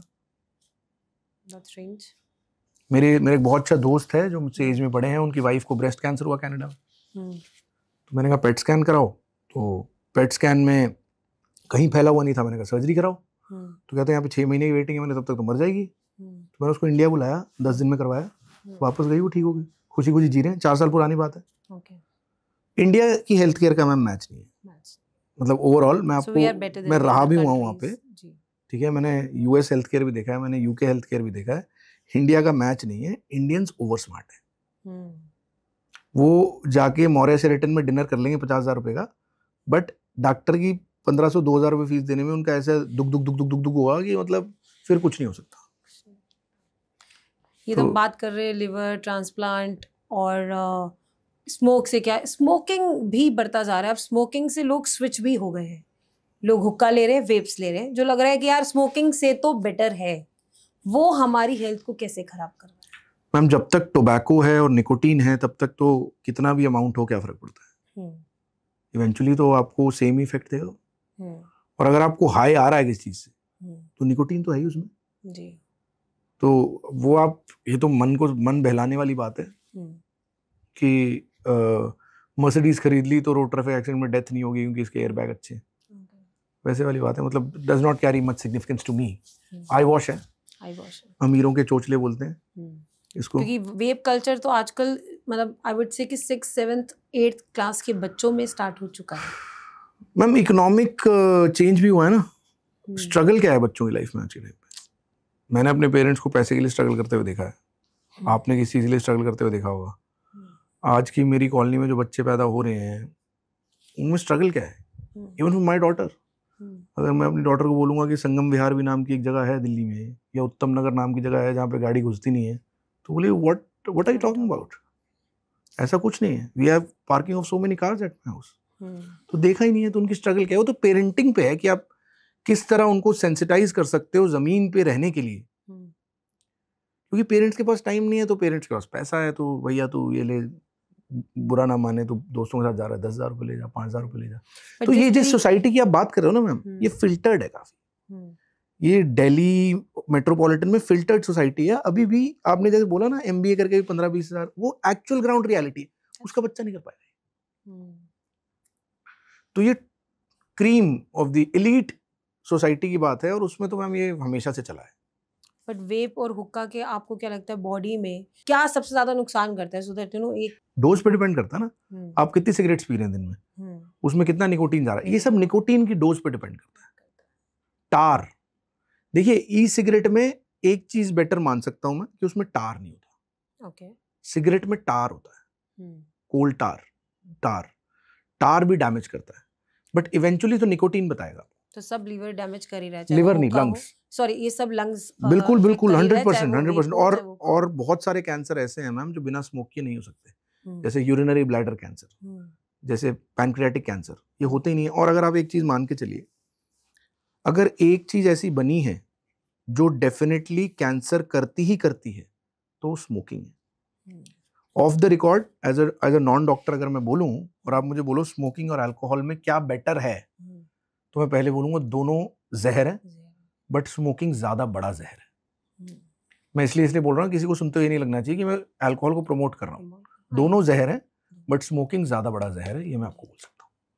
ये तो स्मोक और हम अल्कोहल की बात करें, बट कहा जा रहा है आजकल जो कॉफी है, हम ब्लैक कॉफी ज्यादा लेने लग गए, एवरीडे हम कॉफी ले रहे हैं, वो भी आपकी गट हेल्थ खराब करती है मैम। गट हेल्थ और गैस्ट्रिक इश्यूज को भी बढ़ा देती है। देखिए मैम, डेफिनेटली रिफ्लक्स हो सकता है, कोई इसमें दिक्कत नहीं है, बट ओवरऑल जहां तक आप बात कर रहे हैं ब्लैक कॉफी विदाउट शुगर और मिल्क की, आपके लिवर के लिए तो बहुत अच्छी है। चाहे वो लिवर सिरोसिस हो, लिवर फाइब्रोसिस हो, लिवर स्वेलिंग हो, 3 कप के आसपास तो बहुत बढ़िया है। बहुत लोगों को दिक्कत होती है क्योंकि वो एकदम से 3 कप पीने लग जाते हैं। Black coffee in a day 3 cup आराम से पी सकते हैं आप। कोशिश करिए अगर आप पी रहे हैं तो सुबह ज्यादा लें, 4 बजे के बाद ना लें, लो डोज से शुरू करें, आधा कप से शुरू करें, धीरे धीरे पिए। गर्म नहीं पी जाती तो कोल्ड पिए black coffee, but there is a definite evidence in science that black coffee without sugar and obviously without milk is definitely better for your liver. जिन लोगों को ये दिक्कत हो रही है वो लोग वो हैं जो डोज टाइट्रेट नहीं कर रहे हैं, लो डोज से हाई डोज पे नहीं जा रहे हैं। आप अगर खाली पेट ले रहे हैं ब्लैक कॉफी तो मैं बोलूंगा मत लीजिए, कुछ स्नैक्स लेके लीजिए या फिर घी के साथ लीजिए कि रिफ्लक्स ना हो। वो जो दैट कॉन्सेप्ट ऑफ मॉर्निंग में उठते ही आप 1 चम्मच घी के साथ ब्लैक कॉफी लें, हाँ वो इसीलिए बनाए कि रिफ्लक्स ना हो। दूसरी बात, अगर आप आयरन सप्लीमेंट ले रहे हैं तो ब्लैक कॉफी के 1 घंटे के आगे पीछे ना लें, चाय के भी आगे पीछे ना लें, क्योंकि कॉफी और चाय आयरन अब्जॉर्प्शन को कम करती है। तो ये चीजें मैं डेफिनेटली साथ में बोलूंगा। ओवरऑल गट हेल्थ पे तो मैम ब्लैक कॉफी जन्नत है, ढंग से पी जाए। 2 में 1 ही लेती हूँ दिन में, बट आई कैन ट्राई 3। हाँ आराम से धीरे धीरे करिए, आप कल 3 मत लीजिए, कल 1.5 लीजिए। How we can detox liver for good health, मतलब जो गट हेल्थ है उसको बेटर करने के लिए क्या कर सकते हैं, किस तरीके से डिटॉक्स करना चाहिए? कुछ चीजें अवॉइड करिए, कुछ चीजें लीजिए। अवॉइड करिए मीठा, मैदा, तला हुआ और प्रोसेस्ड फूड। चीनी बंद कर दीजिए, पिज्जाज बर्गर्स बंद कर दीजिए, समोसे बंद कर दीजिए, मैदा बंद कर दीजिए। ठीक है, क्या लीजिए? बहुत बढ़िया आपके लिए हल्दी लीजिए, टर्मरिक, लहसुन लीजिए, Apple, an apple a day keeps the doctor away, 2 apples a day keeps the doctor twice away। आप ब्लैक कॉफी पीजिए, आप कलर्ड फ्रूट्स सारे ma'am, strawberries, blueberries, Apple, oranges, bananas, ये तो बहुत बढ़िया है। ग्रीन लीफी वेजिटेबल्स, पालक, मेथी, भिंडी बहुत बढ़िया है, राइट। चेरी टार्ट आते हैं, बहुत बढ़िया है। आंवला बहुत बढ़िया है। ग्रीन टी, ब्लैक कॉफी, मतलब इन चीजों का तो कोई मैच ही नहीं है। साथ में वेट कंट्रोल करिए, अपना body mass index, weight by height square 27 से कम रखिए, इससे बढ़िया कुछ नहीं है। Lifestyle is the only way to detox. कुछ आपके आजकल लोग ये चला रहे हैं कि ऐसा इंजेक्शन देंगे या ऐसा ये करेंगे तो लिवर डिटॉक्स हो जाएगा, वो सब स्कैम है। इंटरमीडिएट फास्टिंग की बात होती है, फास्टिंग की बात करते हैं तो कहा जाता है ये जो हमारी गट हेल्थ है इसको पूरा इंप्रूव कर देता है। How does it work? Ma'am intermittent fasting हो गई या नॉर्मल फास्टिंग हो गई, बात वही है जो मैं आपको कैलोरी काउंटिंग की बात कर रहा हूँ। जितनी जरूरत है आपकी उससे कम कैलोरी जाना। अगर आप इंटरमिटेंट फास्टिंग कर रहे हैं, 16-18 घंटे कुछ नहीं खा रहे, पर 6 से 8 घंटे में आप दबा के मतलब 4000 कैलोरी खा रहे हैं, तो इंटरमिटेंट फास्टिंग काम नहीं करेगी। इससे बेटर साइंटिफिकली बोला जाता है टाइम रिस्ट्रिक्टेड ईटिंग। आप जो भी खाएं सनराइज और सनसेट के बीच में खाएं, कभी भी ओवर ईट ना करें। 50% फूड अपना अनकुक्ड रखें, जैसे मैंने आपको बताया। फ्रूट्स, वेजीज, ड्राई फ्रूट्स में काजू अवॉइड करें, किशमिश अवॉइड करें, वो थोड़े ज़्यादा कैलोरी बॉम्ब्स होते हैं अगर वेट लूज करने की बात कर रहे हैं। और सनसेट के बाद कुछ ना खाएं, और डिनर अपनी लाइटेस्ट मील रखें। आटे को रिप्लेस करें ज्वार से, बाजरा से, तो बहुत बढ़िया होगा।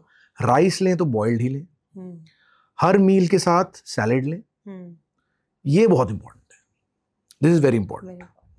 और बट जब डाइट की बात होती है, महिलाओं की बात होती है, वी टॉक अबाउट वुमेन, तो सबसे बड़ा मतलब जेंट्स में भी होता है बट महिलाओं में ज़्यादातर देखा गया कि ब्लोटिंग इशू बहुत ज़्यादा होता है, ब्लोटिंग हो जाती है। तो वो किस कारण होती है, उनको क्या लेना चाहिए उसको अवॉइड करने के लिए ब्लोटिंग उनको एवरीडे लाइफ में ना, क्योंकि bloating leads to no mood swings, फिर आपका सारा दिन मूड खराब रहता है, then you over eat also.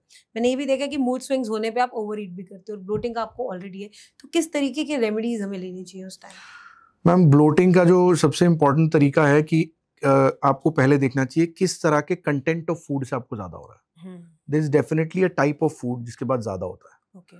दूसरा, कभी भी आप खाना खाते ही लेटिए मत, वॉक करिए कम से कम 15 मिनट। okay. खाने और लेटने के बीच में 2 से 3 घंटे का गैप रखिए, राइट?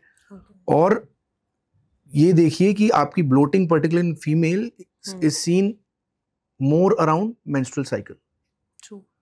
तो अगर आपके मेंसेस आने वाले हैं, पीरियड्स आने वाले हैं, तो 4-5 दिन पहले ब्लोटिंग हो रही है, तो आप उस टाइम पे खाने का ज्यादा ध्यान दीजिए। किस तरीके की चीजें खानी चाहिए? मैम, वो ना फूड सेंसिटिविटी पे डिपेंड करता है, आपके बॉडी को क्या सूट करता है। कुछ लोगों को पनीर खाने से ज्यादा होगा, कुछ लोगों को दूध पीने से होगा, कुछ लोगों को किसी सब्जी से होगा, किसी लोगों को कुछ दाल से होगा। वो नोटिस करना, पैटर्न ड्रॉ करना बहुत जरूरी है।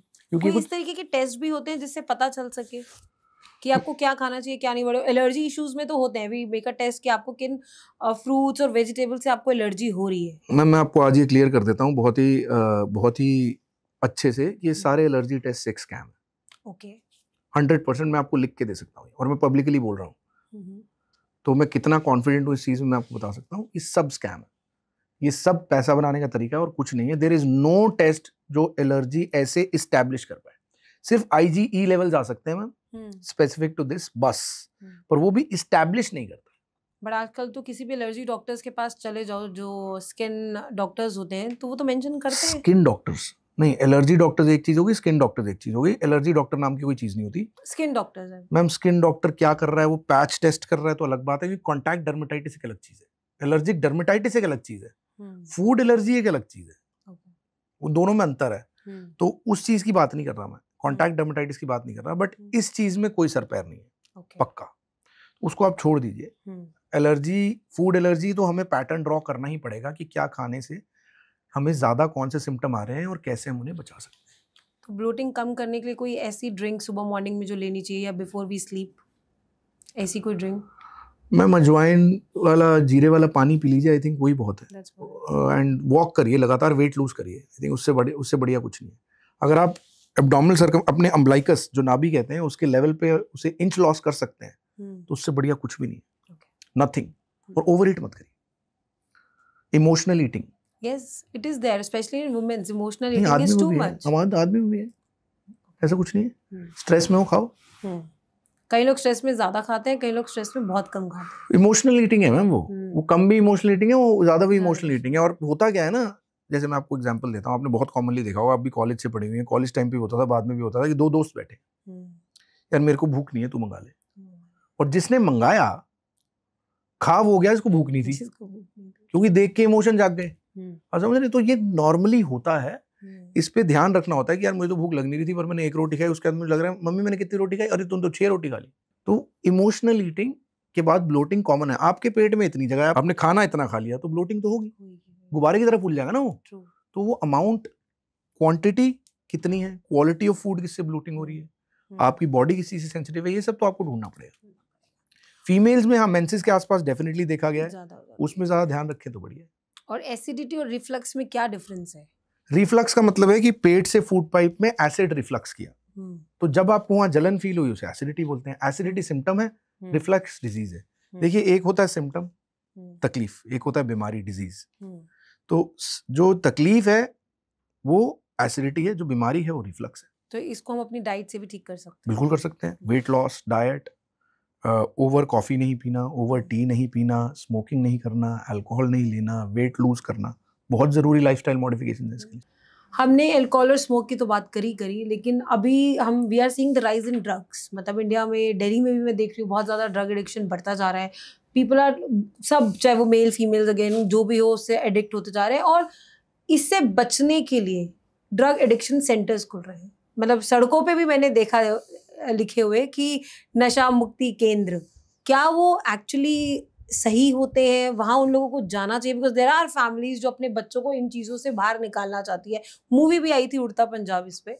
किस तरीके से ये ड्रग एडिक्शंस वर्क करते हैं, सेंटर्स वर्क करते हैं? Ma'am, drug de addiction centres and नशा मुक्ति केंद्र are run by train doctors called psychiatrist. सबसे पहले हमें पता होना चाहिए कि साइकेट्रिस्ट रन कर रहा है, क्वैक रन कर रहा है। ओके। अगर तो कोई एनजीओ के नाम पे कोई क्वैक रन कर रहा है तो उसमें कभी भी नशा मुक्ति नहीं हो पाएगी या डी एडिक्शन नहीं हो पाएगी।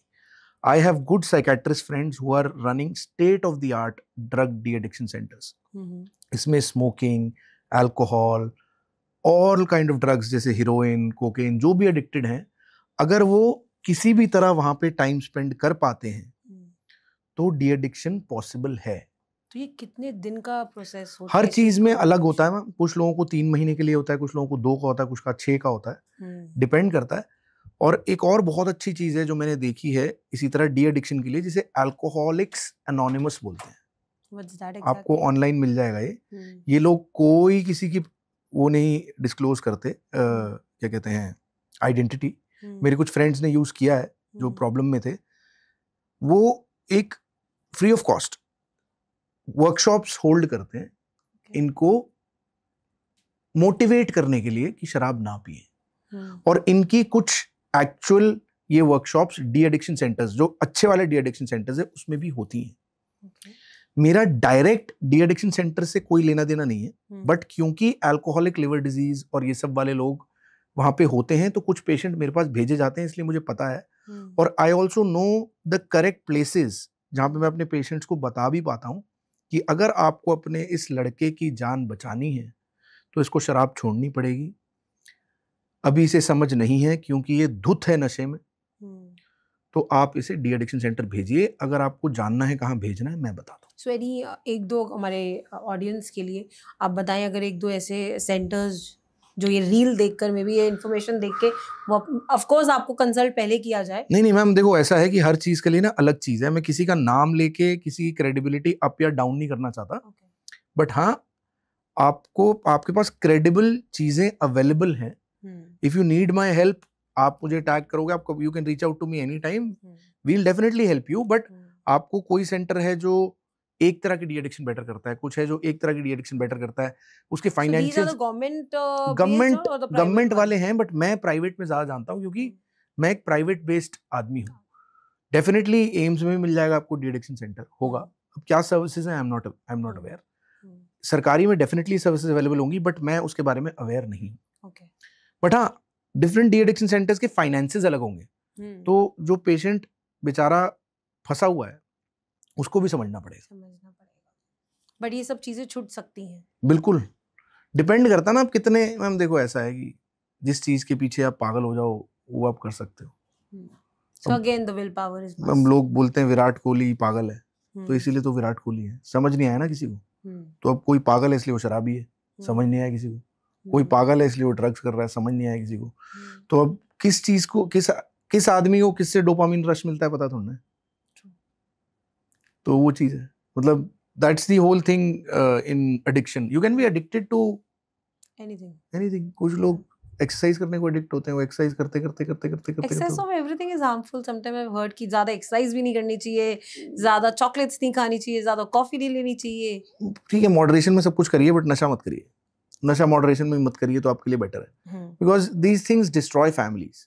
दैट्स द होल पॉइंट ना। आप तो चले जाते हैं, जो लोग रह जाते हैं वो कुछ घाव ऐसे होते हैं जिंदगी भर नहीं भरते, वो वाली बात हो जाती है। तो रो के जीने से बेटर है कि यार थोड़ा आराम से जी लो। So in this, I think family support or support system of the family is very important. हम देखिए, अंडरलाइन साइकेट्रिक एब्नॉर्मैलिटीज भी होती है ना। लोगों को एंजाइटी डिप्रेशन है तो उनको लगता है शराब पी के वो ठीक हो जाता है, वो ट्रीटमेंट नहीं लेते। क्योंकि इंडिया में ये भी है ना कि साइकेट्रिस्ट को दिखाना मतलब पागल के डॉक्टर को दिखाना। डिप्रेशन भी एक बहुत बड़ा। मैम अब देखिए, मेरी बात समझिए, अल्कोहल क्या है? अल्कोहल एक सीएनएस डिप्रेसेंट है। CNS समझते हैं, सेंट्रल नर्वस सिस्टम, दिमाग को डिप्रेस करता है। जब आप पीते हैं आपको लगता है आपका एंजाइटी डिप्रेशन ठीक हो गया, बट वो आगे चल के और बड़ा बन के बाहर आता है। तो आप एक्चुअली अपने आप को सेल्फ मेडिकेट कर रहे हैं। इससे बढ़िया अगर आपको अवेयरनेस हो और आप उसी टाइम पे एक साइकेट्रिस्ट के पास जाके बताएं कि मुझे ये सिम्टम है और अल्कोहल पी के कम हो जाते हैं, तो वो बोलेंगे भाई अल्कोहल को तो दवाई की तरह यूज कर रहा है। और अल्कोहल के साथ प्रॉब्लम क्या है, आज आपको जितने अल्कोहल में मजा आ रहा है, 1 साल बाद उतने में मजा नहीं आएगा, आप ज्यादा पी रहे होंगे, 2 साल बाद आप और ज्यादा पी रहे होंगे, ब्रांड शिफ्ट करना, जो भी कर रहे होंगे, मतलब अमाउंट ऑफ अल्कोहल तो ज्यादा जा रहा होगा, बढ़ता जा रहा है। आपके लिवर को तो वो ज्यादा ही मिल रहा है ना, आपका लिवर तो ज्यादा ही डैमेज हो रहा है। तो आप अपनी लाइफ को थोड़ा बहुत चलाने के लिए स्ट्रेस मैनेजमेंट के नाम पे, एंजाइटी मैनेजमेंट के नाम पे, डिप्रेशन मैनेजमेंट के नाम पे अपनी जिंदगी खराब कर रहे हैं। इससे बढ़िया ढंग से ट्रीटमेंट ले लीजिए।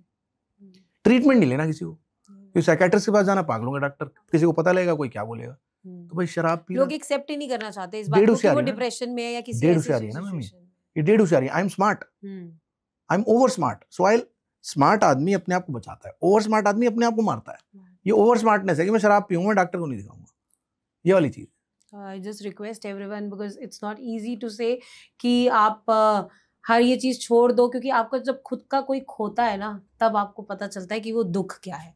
पैसा जरूर कमाया जा सकता है, लेकिन जो आपकी हेल्थ है that is really very important. किस तरीके से मैगीज और जो pancakes, burgers, everything is there, तो बच्चे शुरू से ही जंक के शिकार हैं। मतलब इवन आई वोंट से कि मेरे बच्चे नहीं खाते हैं, सभी बच्चे खा रहे हैं और वो ओबेसिटी की तरफ जाते जा रहे हैं। उस चीज को किस तरीके से कंट्रोल किया जाता है और क्या कैसे कंट्रोल कर सकते हैं? अच्छे दिन है मैम, मतलब आज आपको जो जिन बच्चों की आप बात कर रहे हैं उनके माता पिता को फर्क नहीं पड़ रहा 500, 1000, 1500 रुपए खर्चने से, यही मतलब है। तो जैसे 50 साल पहले सब मजदूरी कर रहे थे तो इतना फैटी लिवर और मोटापा नहीं था, आज एक लेवल का कंफर्ट है तो ज्यादा हो गया है, तो वो तो आपको डिसिप्लिन से ही आएगा।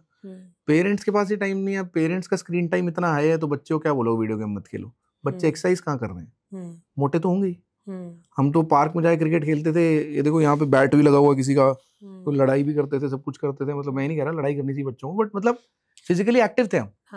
आजकल का बच्चा कहाँ फिजिकली एक्टिव है मैडम? हाँ, बट वो parents, I have seen those mothers जिनको लगता है यार अगर मैं अपने बेटे को नीचे पार्क में भी खेलने भेजूंगी तो उसको लग ना जाए, वो डर बैठ चुका है और मतलब लोग नहीं भेजते हैं आजकल। लगनी चाहिए चोट में, चोट नहीं लगेगी तो मतलब I mean Diamond was just a piece of coal who performed well under pressure. तो अगर मेरे पे लाइफ में प्रेशर नहीं होता तो मतलब मैं कुछ बनता ही नहीं, आप तो मुझे कभी बुलाते ही नहीं, मैं तो गुमनामी में मर जाता। अब इतने लोग मेरे को जानते हैं तो प्रेशर है भैया, कल सुबह उठ के 2 मरीज ऑपरेट करने, नहीं तो मरीज घर पहुंच जाएंगे। सही बात है। अब उसको प्रेशर मान लो, उसे मोटिवेशन मान लो, उसे स्ट्रेस मान लो। अब जिस चीज को प्रेशर और स्ट्रेस बोल रहे हो मैम, वो तो आपका रिएक्शन है ना। अब आप मेरे को गाली दो, मैं बोलूँ यार थैंक यू मैम, भगवान करे आपकी लाइफ में जो भी प्रॉब्लम है ठीक हो जाए, तो मुझे स्ट्रेस नहीं हुआ, वो मैंने स्ट्रेस आपको दे दिया। आप मुझे गाली दो, मैं भी आपको गाली दूं, मैं आपको कॉलर पकड़ लूं, तो मेरे पूरा दिन खराब हो जाएगा। तो आपके रिएक्शन पे ना लोग आज अजीब हो गए हैं, मेरे को समझ नहीं आता। सुबह 9 बजे फुल स्पीड में जा रहे हैं, ऑफिस टाइम नहीं है, पर जब एक्सीडेंट हो जाता है तो उतर के 1 घंटा लड़ाई करते हैं। उस चीज का टाइम है उनके पास। तो पता नहीं, मतलब पैराडॉक्सिकल है काफी, बट आई थिंक जो प्रेशर और स्ट्रेस वाली बात है, देखिए एक एज तक बच्चे को देनी नहीं बनती, बट बच्चे को नेचर में नहीं खेलना। मैम देखिए आपको चोट लग जाएगी तो आजकल तो अकेडमीज हैं बहुत सारी, यहाँ पे कोचेज हैं। आप फुटबॉल अकेडमी में डालिए, आप क्रिकेट अकेडमी में डालिए। मिट्टी ना लग जाए, सीन मतलब सारे यार उसको मिट्टी ना लग जाए, वो गंदा होके आएगा, इतने इन्फेक्शंस आ जाएंगे, इन चीजों से ही डर लग गया लोगों को। इम्यूनिटी कैसे डेवलप होगी? हम लोग इतना हॉस्पिटल में रहते हैं, इतने इन्फेक्टेड लोगों के बीच में रहते हैं, हमने कोविड ट्रीट किया, कोविड में कितने लोग हमने ट्रीट किया, हमें तो कुछ नहीं हुआ। अगर हम नहीं एक्सपोज्ड होते तो हो जाता। इटली में उनको मतलब आपको याद होगा बॉडीज को एरोप्लेन से नीचे समुद्र में डालना पड़ा था, जगह ही नहीं थी दफनाने, क्योंकि सफाई इतनी है। इसको हाइजीन हाइपोथेसिस बोला जाता है हम साइंस में। कुछ बीमारियां इंडिया में इसलिए नहीं होती क्योंकि बचपन से हम मिट्टी में खेले। तो वो चीजों को आप, वैक्सीनेशन क्या होती है, आपने बच्चों को वैक्सीनेशन कराई होगी, कोविड वैक्सीन हुई थी। वैक्सीनेशन का क्या मतलब होता है? आपको ऐसा एंटीजन देना जो इन्फेक्शन ना कर पाए पर इम्यूनिटी दे जाए। तो आप जब एक्सपोज होते हो लो डोज में तो आपकी इम्यूनिटी भी तो बिल्ड होती है। तो आपने कभी, और आजकल तो इतनी वैक्सीन लगती हैं 10 साल तक बच्चों को एवरी ईयर, और सब वैक्सीन एक तरह का आपको सेमी इन्फेक्शन देने का तरीका है। बच्चों को फीवर नहीं आता वैक्सीन के बाद, क्यों आता है? क्योंकि छोटा इन्फेक्शन दिया ना आपने, ओके। तो वैक्सीन में मत लगाओ फिर। ये आपने एक मनगढ़ंत दिमाग में अपनी डेढ़ होशियारी से ज्ञान बनाया हुआ है, जिससे आप जो भी है। तो आप ऐसी कोई 5 टिप्स बताओ for a women, specially mothers, जो बच्चों के लिए उनको फॉलो करनी चाहिए। एक एज तक पढ़ाई का प्रेशर नहीं देना चाहिए। जो आप चाहते हैं बच्चा करे वो खुद करना चाहिए। ओके। बच्चा बोलने से ज्यादा देखने से सीखता है। अगर आप चाहते हैं टीवी कम देखें तो आप भी नेटफ्लिक्स मत देखिए। अगर आप चाहते हैं आपका बच्चा किताबें पढ़े तो आप उसके सामने किताबें पढ़िए। अगर आप चाहते हैं आपका बच्चा फोन के लिए जिद ना करे तो आप फोन यूज मत करिए।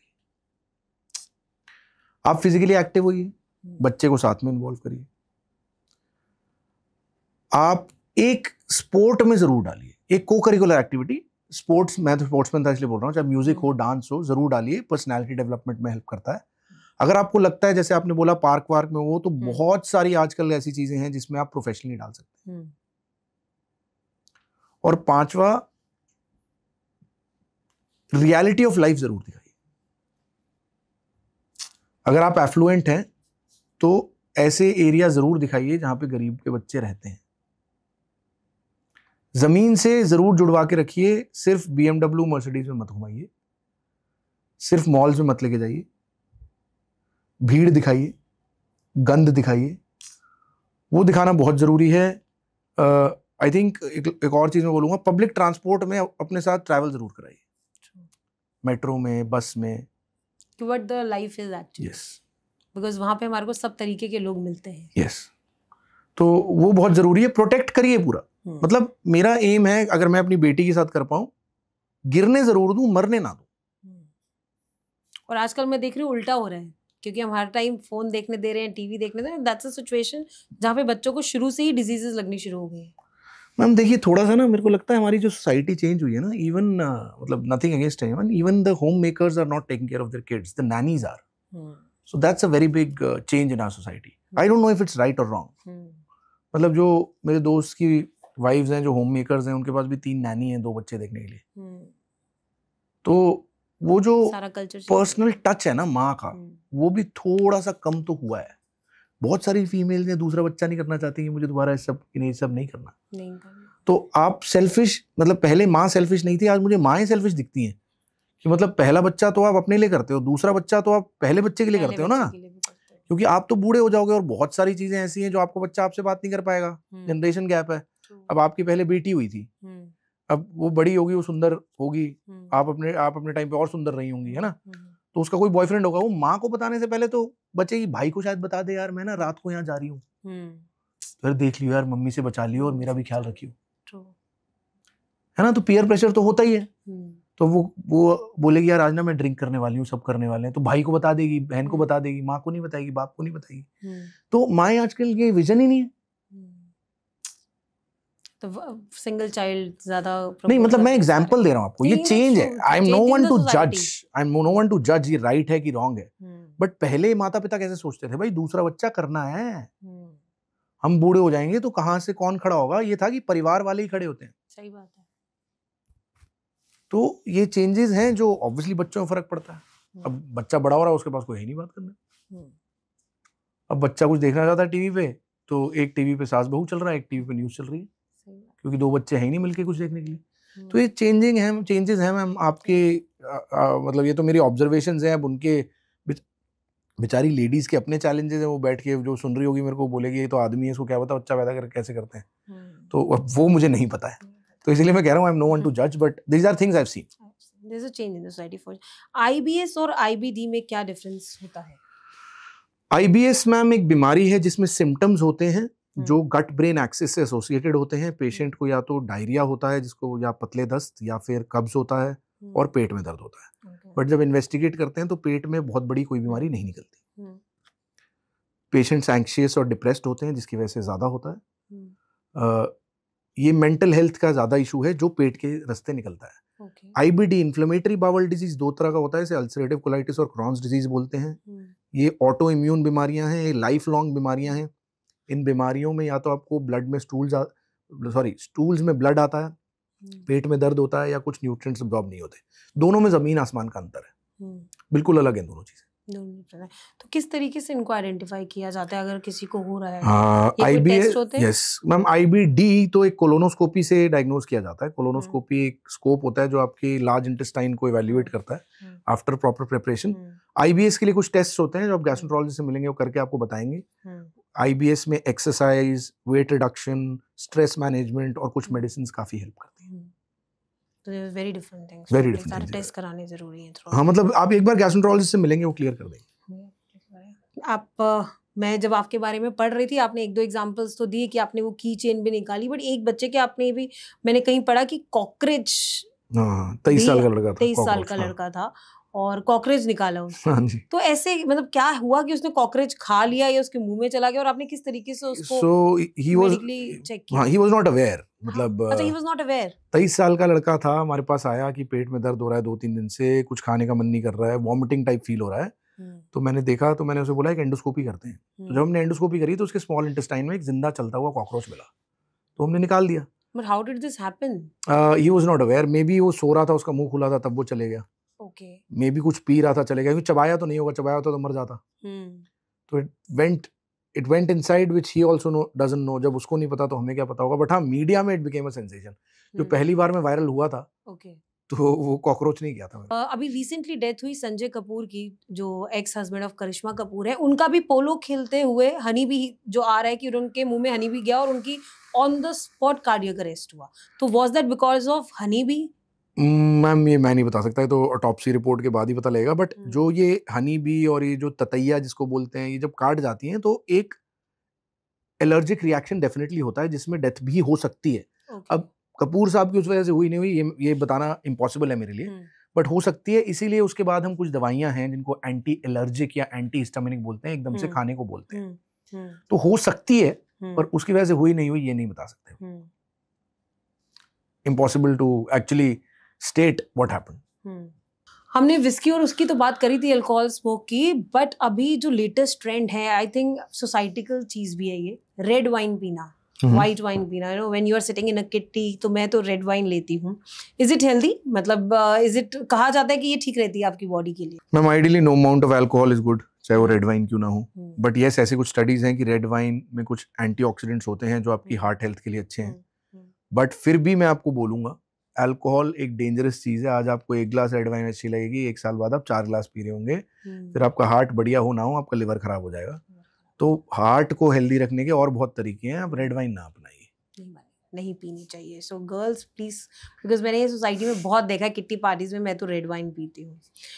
हमने सब डिजीज की बात में, लिवर की बात करी, किडनी की बात करी, बट अभी जो लेटेस्ट मैं देख रही हूँ, बच्चों को भी डायबिटीज होती जा रही है। And there are different types of diabetes, type 1 भी है, टाइप 2 भी है। किस वजह से होती है? हेरिडिटरी होती है कई लोगों को, और कहा जाता है अगर आपके पेरेंट्स को रही है तो आपको होना भी तय है। मैम, टाइप 1 डायबिटीज एक यूथ की बीमारी है, जनरली टीन्स की बीमारी है। इसमें आपकी इम्यूनिटी आपके पैनक्रियाज के बीटा आइलेट्स को डैमेज करती है। पैनक्रियाज के बीटा आइलेट्स इंसुलिन बनाते हैं, तो जब वो डैमेज हो जाते हैं, इंसुलिन नहीं बन पाती, तो इंसुलिन की कमी की वजह से डायबिटीज होती है। इसको टाइप 1 डायबिटीज बोलते हैं। ओके। टाइप 2 डायबिटीज अडल्ट्स की बीमारी है, मोटे लोगों की बीमारी है, जिसमें मोटापे की वजह से इंसुलिन ज्यादा प्रोड्यूस होने के बावजूद अपना काम नहीं कर पाता। जेनेटिक्स रोल प्ले करता है, टाइप 2 डायबिटीज में ज्यादा करता है। और डेफिनेटली पेरेंट्स को डायबिटीज है तो आपको डायबिटीज होने का रिस्क डेफिनेटली हाई है। पर अगर आप फिट है, आप पतले हैं, आप एक्सरसाइज करते हैं, आपका BMI 27 से कम है, तो आपको डायबिटीज नहीं होगा, चांसेस कम हो जाते हैं। टाइप 2 डायबिटीज एक लाइफस्टाइल बीमारी है जो आपके खाने पीने, अल्कोहल, मोटापे, इन सब पे डिपेंड करती है। और डायबिटीज एक बीमारी है जो आपके हर ऑर्गन को इफेक्ट करती है। Diabetes is the most common cause of kidney failure in the world. Diabetes is the most common cause of retinal blindness in the world. Diabetes is the most common cause of leg finger amputation in the world. Diabetes is the most common cause of heart attacks in the world. तो diabetes अपने आप में एक silent killer है। और diabetes definitely type 2 reversible है, but दवाई से नहीं, लाइफस्टाइल मॉडिफिकेशन और वेट लॉस। तो इसको मतलब क्योर किया जा सकता है 100%? रिवर्स मैनेज कर सकते हैं ना मैम, बिना दवाई के। क्योर क्या होता है? आपको शुगर लेवल नीचे लाने हैं परसिस्टेंट, जिसके लिए आपको इंसुलिन सेंसिटिविटी कम करनी पड़ेगी। इंसुलिन रेजिस्टेंस आप समझते हैं क्या होता है? समझते हैं? मैं समझाता हूँ। आप समझाएं एक बार। सपोज 5 लोग मिलके 50 काम करते हैं, पर बीच में आप कुछ ऐसा ऐड कर दीजिए कि 5 लोग मिलके अब 10 काम कर रहे हैं और 50 काम करने के लिए आपको 500 लोग चाहिए। तो अब लोगों को इंसुलिन से रिप्लेस करते हैं। 5 मॉलिक्यूल ऑफ इंसुलिन 50 काम कर रहे हैं, पर बीच में मोटापे की लेयर आ रही है, तो 500 मॉलिक्यूल ऑफ इंसुलिन 50 काम कर रहे हैं। तो इंसुलिन ज्यादा है, काम कम है, तो इसलिए आपका शुगर हाई जा रहा है। तो अगर आपको रिवर्स करना है तो आपको जो रेजिस्टेंस मोटापे की है ये रास्ते से हटानी है। आप हटाते जाएंगे, इंसुलिन की जरूरत कम होती जाएगी, आपके पैनक्रियाज पे जोर कम होता जाएगा, आपका काम आराम से होगा, आपकी डायबिटीज रिवर्स हो जाएगी, या आप विदाउट मेडिकेशन डायबिटिक हो जाएंगे। अगर आपका शुगर नॉर्मल है और आप दवाई नहीं ले रहे तो आप as good as non diabetic है ना। But there are people, मैंने देखा वो इंसुलिन लेना शुरू कर देते हैं, जो इंजेक्शंस आते हैं, और कहा जाता है वंस यू स्टार्ट इट वो आप नहीं बंद कर सकते। मिथ है मैम, क्योंकि लोग वेट लूज नहीं कर पाते। ओबेसिटी अपने आप में एक पैंडेमिक है, एपिडेमिक भी नहीं है, पैंडेमिक है all over the world. Obesity से जितने लोग मरने वाले हैं वो अनाप शनाप मरने वाले हैं, कोई हिसाब किताब नहीं है। तो ये जो शुगर फ्री प्रोडक्ट्स बनते हैं आजकल, तो केक्स भी शुगर फ्री हैं, बिस्किट्स भी शुगर फ्री हैं, तो क्या ये होते हैं या फिर जस्ट अ मिथ है? मैम कमर्शियल प्रोडक्ट्स इंडिया में मुझे पता, आई डोंट ट्रस्ट देम। तो मतलब मैं जिस चीज में ट्रस्ट नहीं करता वो क्या आपको बताऊं, मतलब I don't trust anything which is written on the papers. और ऐसी कुछ दवाइयां भी आई हैं जिसे कहा जा रहा है कि वेट लॉस हो रहा है और इजीली होता है, इंजेक्शंस लोग ले रहे हैं, मंजारो वगैरह इंजेक्शंस आए हुए हैं, तो क्या ही सच है? मैम सच तो है, ये GLP-1 एनालॉग्स हैं, कुछ गोली के फॉर्म में आते हैं जिन्हें सीमाग्लूटाइड ओरल जो राइबेल्सिस कहलाती है, सीमाग्लूटाइड इंजेक्टेबल जो ओजेम्पिक कहलाती है, और टिर्जेपेटाइड जो मुंजारो है। ये तीनों US FDA अप्रूव्ड हैं, बट ये डायबिटीज के ड्रग हैं और वेट लॉस इनका साइड इफेक्ट है। पर क्योंकि इनसे कोई लाइफ थ्रेटनिंग साइड इफेक्ट नहीं है, तो बहुत सारे सेलिब्रिटीज ने भी इसको वेट लॉस के लिए यूज किया है और सक्सेसफुली यूज किया है। बट अगर आप कोई यूज कर रहा है, उसे बताना पड़ेगा कि US फूड ड्रग एसोसिएशन ने इसको वेट लॉस के लिए नहीं अप्रूव किया, डायबिटीज के लिए अप्रूव किया है। ये जरूर बोला है कि सिग्निफिकेंट वेट लॉस होता है इससे, पर दवाई बंद करेंगे तो वेट वापस भी आ सकता है, बट ये सेफ है। सेफ है, yes. but it should be under like you know medical yes, supervision। आप डॉक्टर के बोले बिना मत लीजिएगा। तो मैं देख रही हूँ कि लोग खुद ही ला के मंगा के जाके नर्स से लगवा रहे हैं। वो तो मैम डेढ़ होशियारी तो है ही, वो तो हम बात कर ही चुके हैं, बट ऐसी चीजें जो आपकी जिंदगी के साथ पूरी तरह खेल सकती हैं, प्लीज खुद से मत करिए। बहुत सारे, अगर आप इतना महंगा इंजेक्शन लेने के लिए तैयार हैं तो डॉक्टर से मिलने में क्या दिक्कत है? अभी जो लेटेस्ट यूथ भी है, सप्लीमेंट्स लेती है, जिम जाती है, उनका भी मतलब लिवर डैमेज हो रहा है उन सप्लीमेंट से, क्योंकि वो मेडिकली तो दिए नहीं गए हैं। आजकल इतने प्रमोशंस हो जाते हैं उनके, बड़े बड़े स्टार्स प्रमोट कर देते हैं उन प्रोटीन्स को एंड ऑल, तो क्या वो लिवर डैमेज कर रहा है? लिवर डैमेज के आपको पूरा डाइजेस्टिव सिस्टम डैमेज कर रहा है। हमारे कितने लोग हैं, कितने यंग बच्चे आते हैं हमारे पास, यंग लड़के आते हैं जिनने वे प्रोटीन लिया और उनका डाइजेशन हमेशा के लिए खराब हो गया। And I have scene latest recent की जिम जाकर लोग वापस घर आ रहे हैं। मतलब वही है, पहले हम दूसरों पे देखते थे कि लोगों के साथ ऐसा हो रहा है। मैम इंडिया में न्यूट्रास्यूटिकल इंडस्ट्री रेगुलेटेड नहीं है, तो हमें ये ध्यान रखना है कि हम कुछ भी न्यूट्रास्यूटिकल जो ले रहे हैं उसमें जो बाहर लिखा है और अंदर है उसकी कोई गारंटी नहीं है कि वो सच है। कोई ऐसा सप्लीमेंट जो आपको लगता है it is good for good your good health and आपकी हेल्दी लाइफस्टाइल के लिए, कोई एक ऐसा सप्लीमेंट जो हर इंसान को लेना ही चाहिए? फ्रूट्स जितना नेचुरल रहेंगे उतना बढ़िया है। मतलब मेरे को इतने सारे मेरे डॉक्टर्स सीनियर्स बोलते हैं कि तू इतना सीनियर हो गया है, अपने बाल सफेद कर ले। मैं हो ही नहीं रही, कोई केमिकल यूज नहीं किया मैंने कभी। कहते यार तू तो मतलब जब से वेट लूज किया तेरी स्किन बहुत ग्लो कर रही है, क्या यूज करता है? मैंने कहा मैंने आज तक मतलब फेस वॉश भी जबरदस्ती घर वालों को यूज कराना पड़ता है कि मुंह धो ले। मैं तो एंटी केमिकल हूँ मैं तो कॉस्मेटिक इंडस्ट्री के अगेंस्ट हूँ, जबकि मेरे डॉक्टर दोस्त करते हैं कि फिलर्स विलर्स सब कुछ के। मेरे को तो लगता है कि जो भी ओवर्टली इन सब में जा रहा है, बोटॉक्स स्टार्ट हो हाँ, तो जो ये सब जा रहा है वो कहीं ना कहीं ऊपर से हिला हुआ है। भाई if you are not comfortable with what God has given you, then definitely you are living in an inferiority complex. But ये रेटिनॉल एंड ऑल जिस तरीके से प्रमोट किए जा रहे हैं कि this is the best skin, अगर आप ये लगा लेंगे तो आपकी स्किन सबसे अच्छी रहेगी। मैम एक्ने का ट्रीटमेंट है रेटिनॉइड्स, ठीक है, इतनी तो डर्मा मैंने पढ़ी है, MBBS की हुई है। बट नहीं, पॉइंट ये नहीं है, पॉइंट आप फिलर्स करवा रहे हैं ना। अब ये लिप्स Lip को बड़े fillers करवाने लिए, के लिए हाँ। आप यहाँ पे कुछ करवा रहे हैं, आप जैसे ये करते हैं तो ये जो जैसे मेरे यार रिंकल्स इनको हटाने के लिए कर रहे हैं। मेरी समझ में आप अगर ये करा रहे हैं तो मैं आपको जज कर रहा हूँ कि आपको कहीं ना कहीं कोई ना कोई इंफीरियोरिटी कॉम्प्लेक्स है। You are not comfortable with what God has given you, and there is nothing better than natural. But does this effect our body from inside also? Ma'am ये मुझे पूरी तरह नहीं पता, बट मेरे को ये जरूर पता लगता है कि आप कहीं ना कहीं हिले हुए हो। मतलब आपको ऊपर वाला माला नॉर्मल नहीं है, आप कॉन्फिडेंट नहीं हो।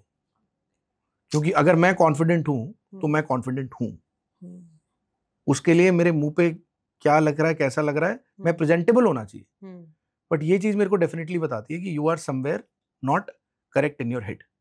जैसे रिलीजन है, डिसिप्लिन के लिए बहुत अच्छा है, पर आप ओवर्टली उसको फॉलो पूजा ही किए जा रहे हो। आप मंदिर में 501 रुपए का प्रसाद चढ़ा रहे हो, बाहर कोई भूखा बैठा है उसे आप 10 रुपए की रोटी नहीं खिला रहे, तो मतलब आप कहीं ना कहीं तो मेंटली हिले हुए हो ना। आप मंगलवार को नॉनवेज नहीं खा रहे, वैसे आप बाकी सब दिन नॉनवेज खा रहे हो, अल्कोहल पी रहे हो, फिर आप कह रहे हो मैं हनुमान भक्त हूँ। तो ये तो मतलब double standards of this hypocrisy है ना ये। तो फिर उसमें क्या, मैं क्या जज करूँ आपको? What should I think about you? So I think if you are overtly religious, overtly into cosmetics, मेरे लिए तो ऊपर से हिले हुए हो, you are somewhere not correct in your head. So it was really interesting talking to you, और जिस तरीके से आपने मुझे आज काम डाउन भी किया है, टू बी वेरी ऑनेस्ट, मेरे एक पर्सनल इशू पे भी। तो बिफोर वी गो, एक message to our audience so that they can follow your footsteps कि क्या करना चाहिए उनको।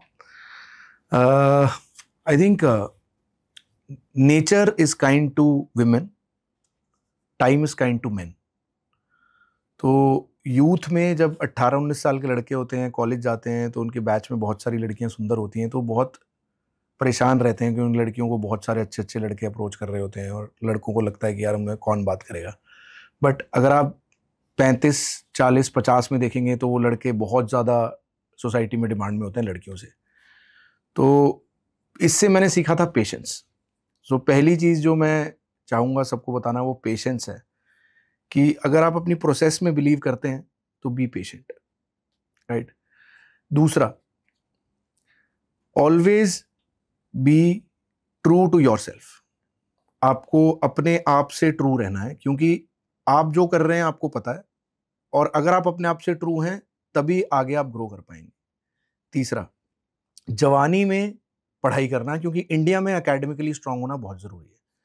मेरे बहुत सारे दोस्त हैं जो आज मुझसे जेलस होते हैं और मुझे कहते हैं तू यहाँ तक कैसे पहुँच गया। तो मैं कहता हूँ डॉक्टरी कर ले। तो कहता है अब तो यार मैं 40 साल का हो गया, अब डॉक्टरी कैसे करूँ।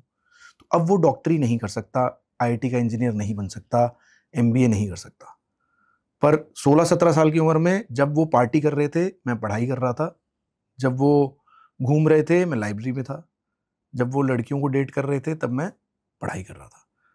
ये चीज़ किसी ने नहीं देखी, पर आज लोग देख के जेलस होते हैं। तो ये बहुत इंपॉर्टेंट है कि आप सही उम्र पे पढ़ाई करें। चौथा, always count the good things in life. बहुत सारी बुरी चीज़ें होंगी, बट अगर आप अपने पेरेंट्स से अच्छे से बात कर सकते हैं, हफ्ते में 1 से 2 बार डिनर कर सकते हैं, आपके बीवी बच्चे पूरी फैमिली अच्छी है, आप उनके साथ टाइम स्पेंड कर सकते हैं, तो you should be thankful to God. और पांचवा, last but not the least, good health is the biggest asset. आपके 2 हाथ 2 पैर चल रहे हैं, आपको कोई कैंसर नहीं है, कोई बीमारी नहीं है, उससे बड़ा कुछ नहीं हो सकता। मेरी तरफ से अगर ये 5 पॉइंट्स हम ध्यान रखें तो हम बहुत सारा स्ट्रेस, एंजाइटी, डिप्रेशन को मैनेज कर सकते हैं और लाइफ में डेफिनेटली ग्रो कर सकते हैं। Thank you so much doctor साहब। टाइम मैनेजमेंट, फैमिली के साथ टाइम स्पेंड करना, और जिस तरीके से इन्होंने बताया कि पेशेंस आपकी लाइफ में कितने इंपॉर्टेंट है, आपका आज का वक्त सही समय पे सही तरीके से यूज़ करना, चाहे वो पढ़ाई हो चाहे वो आपका काम हो, बहुत ज़्यादा ज़रूरी है। अगर हम अपनी लाइफ को थोड़ा सही तरीके से जो जी लेंगे तो मुझे लगता है कि हमारी और आपकी लाइफ ज़रूर एक हेल्दी होंगी। और अगर आपकी ऐसी कोई भी क्वेरीज हैं ड्यूरिंग दिस पॉडकास्ट आपने देखी और आपको लगता है आपको इन डॉक्टर के साथ कनेक्ट करना है, तो do follow his page, doctor Shubham Vatsya. Instagram पे बहुत वायरल डॉक्टर हैं, और अगर अपनी क्वेरी कोई अगर आप हमारे कमेंट्स में डालेंगे तो सर आप प्लीज़ रिप्लाई ज़रूर करिएगा उन लोगों को। And Thank you for watching us. Thanks for supporting us and loving us always. See you guys next time. Bye bye. Take care.